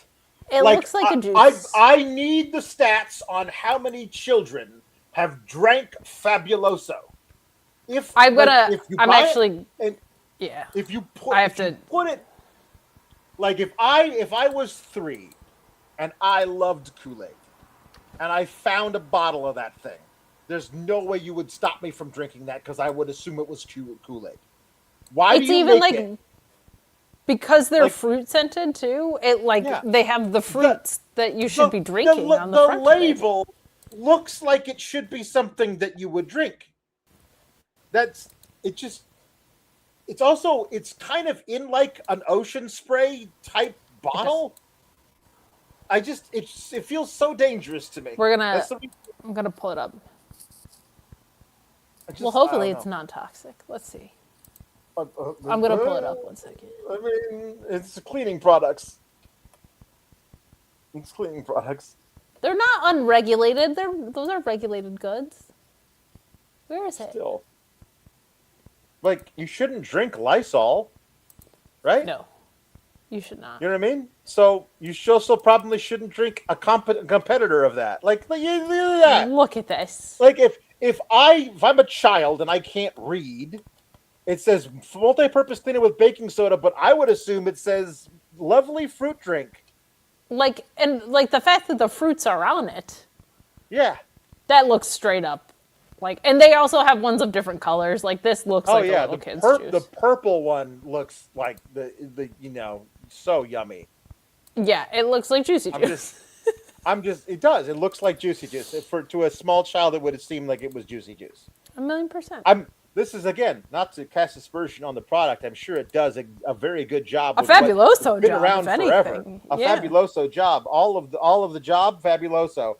However, I just feel like they should probably just try and make it a little less appetizing to children.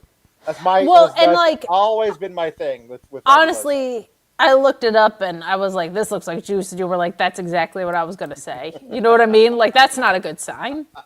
No. That's a bad sign. No, it's not. It's a bad sign. Not great. Vacuti Marshall, Brawny Strowman, Tope Susuipa. That's Suicida. Suicida. That's from Rafael Garcia. Thanks, Rafael. Says Squeegee Marshall. Gold Dustpan and Clorox Baker. Very good. Greg Cherry says Big Frosh. That guy Right there for you, baby. That guy. The Bears being on there is amazing. What an amazing cup. Tom LaValle says the natural cleaning product, dusting roads. Very nice. Dusting room. Rafael Garcia says, "Oh no, we got the other side." Meet Norma says the invisible hand sanitizer, mop toe hold, dustpan housing, Butcher in the Glade, Tomarumba,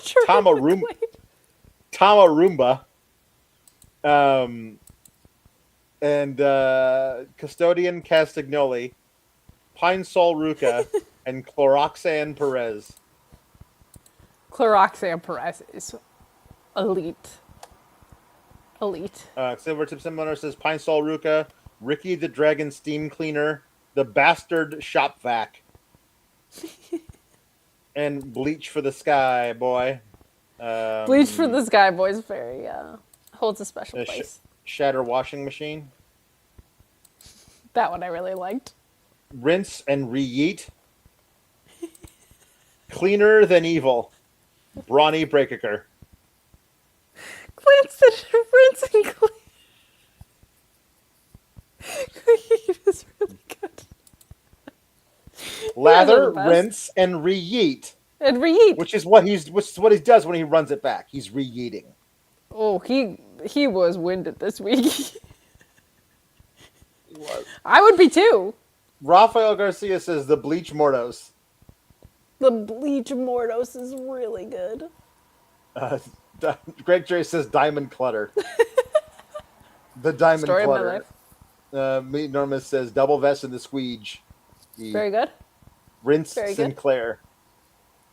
What is with my highlighter these days? Two Electric Taylor says the Bastard Shop Vac.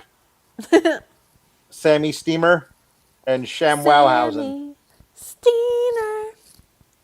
Draws says the Sudley Brothers. Devon! Get the bubbles. I don't know. Feels like they put on some pretty stupid matches, to be honest. Greg Cherry says 169 watching and nearly 69 likes on the video. Nice.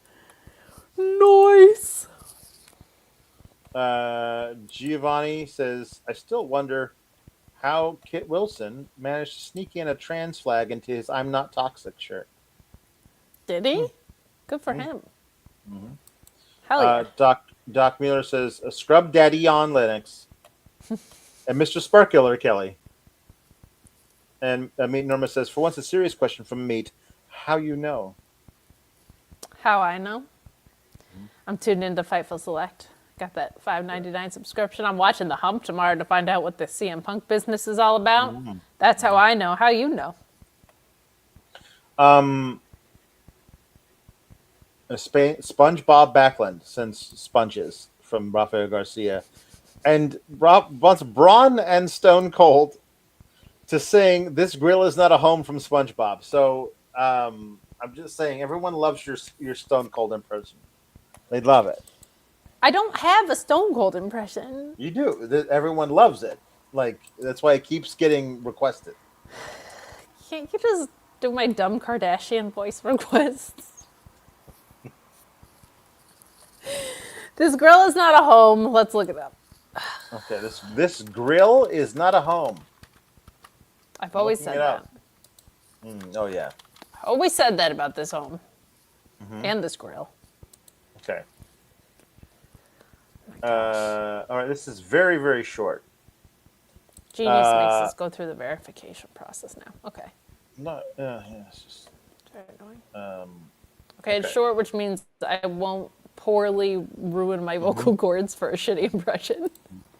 So I'm looking here at 2 lines, then 2 lines, then 4 lines, 4 lines, and 5 lines. Question is, do you want to be SpongeBob or Mr. Krabs? I don't have necessarily I don't have that. So I'm just going to do the first 2 lines, and then you do the second 2 lines, and then I'll do the next 4 lines, and then you do the final 4 lines. How about that? That's not what... A stove is a stove no matter where you go. A patty's a patty, what? That's what I say, what? A grill is a grill, this is surely so. And fries should be fried. But this grill is not a home, what? This is not a stove, I know, what? I would trade it all away if you'd come back to stay, what? This kitchen's not the same 316 since I just whipped your ass. It's just a greasy spoon. Just a greasy spoon without you. Get these patties off the grill.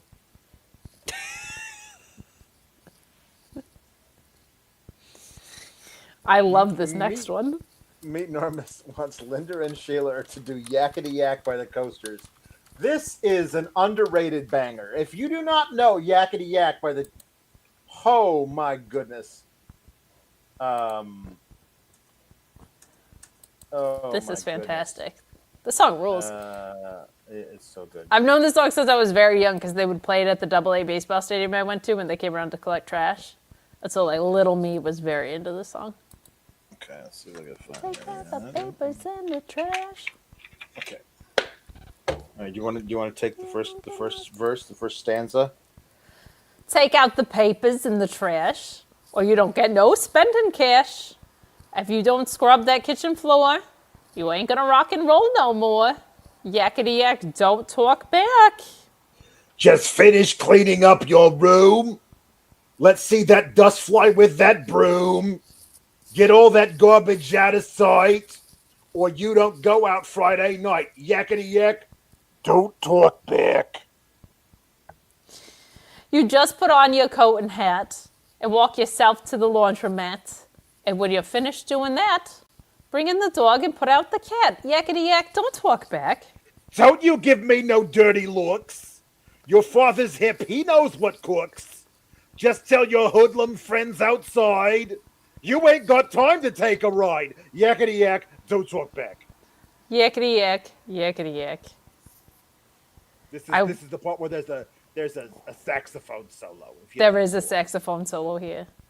I don't remember you telling someone you don't have time to take that ride, if you know what I'm saying. I've always got time to take a ride. You've always got time to take that ride. Just like there's always room for Jello, there's always time to take a ride. You will make the time. I will make the time. It's all about priorities. You understand? It's all about priorities. You make the time that you want to make for your favorite activities. And for me, taking a ride has always been one of my favorite activities. Listen, you have to prioritize things. Okay. The Ghost of Dusty Rose to sing Brush Your Teeth by Rafi is requested by Tom LaValle. Brush your teeth. Rafi. Lyrics. Like, I like to eat apples and bananas, Rafi? I think the same, so. That Rafi? Yeah. I think it's the same basic idea. I feel like Dusty and We'll see. Rafi would be friends. That tracks. I'm a big fan of Rafi, baby. I love Rafi. He knows what's up. That's true. So I feel like here you're we go. kindred Now- spirits.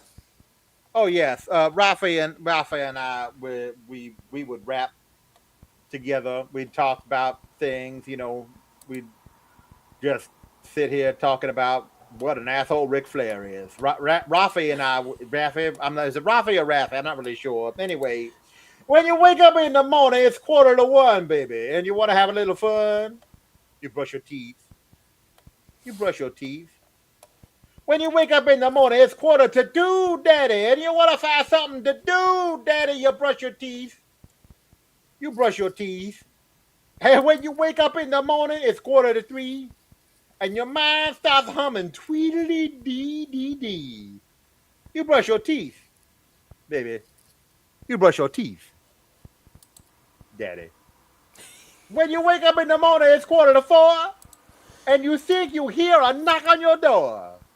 You brush your teeth, baby daddy. You brush your teeth, honey mama. When you wake up in the morning, it's 4:45, and you just can't wait to come alive. You brush your teeth, baby. You brush your teeth, daddy. You brush your teeth, sweet mama, you brush your teeth.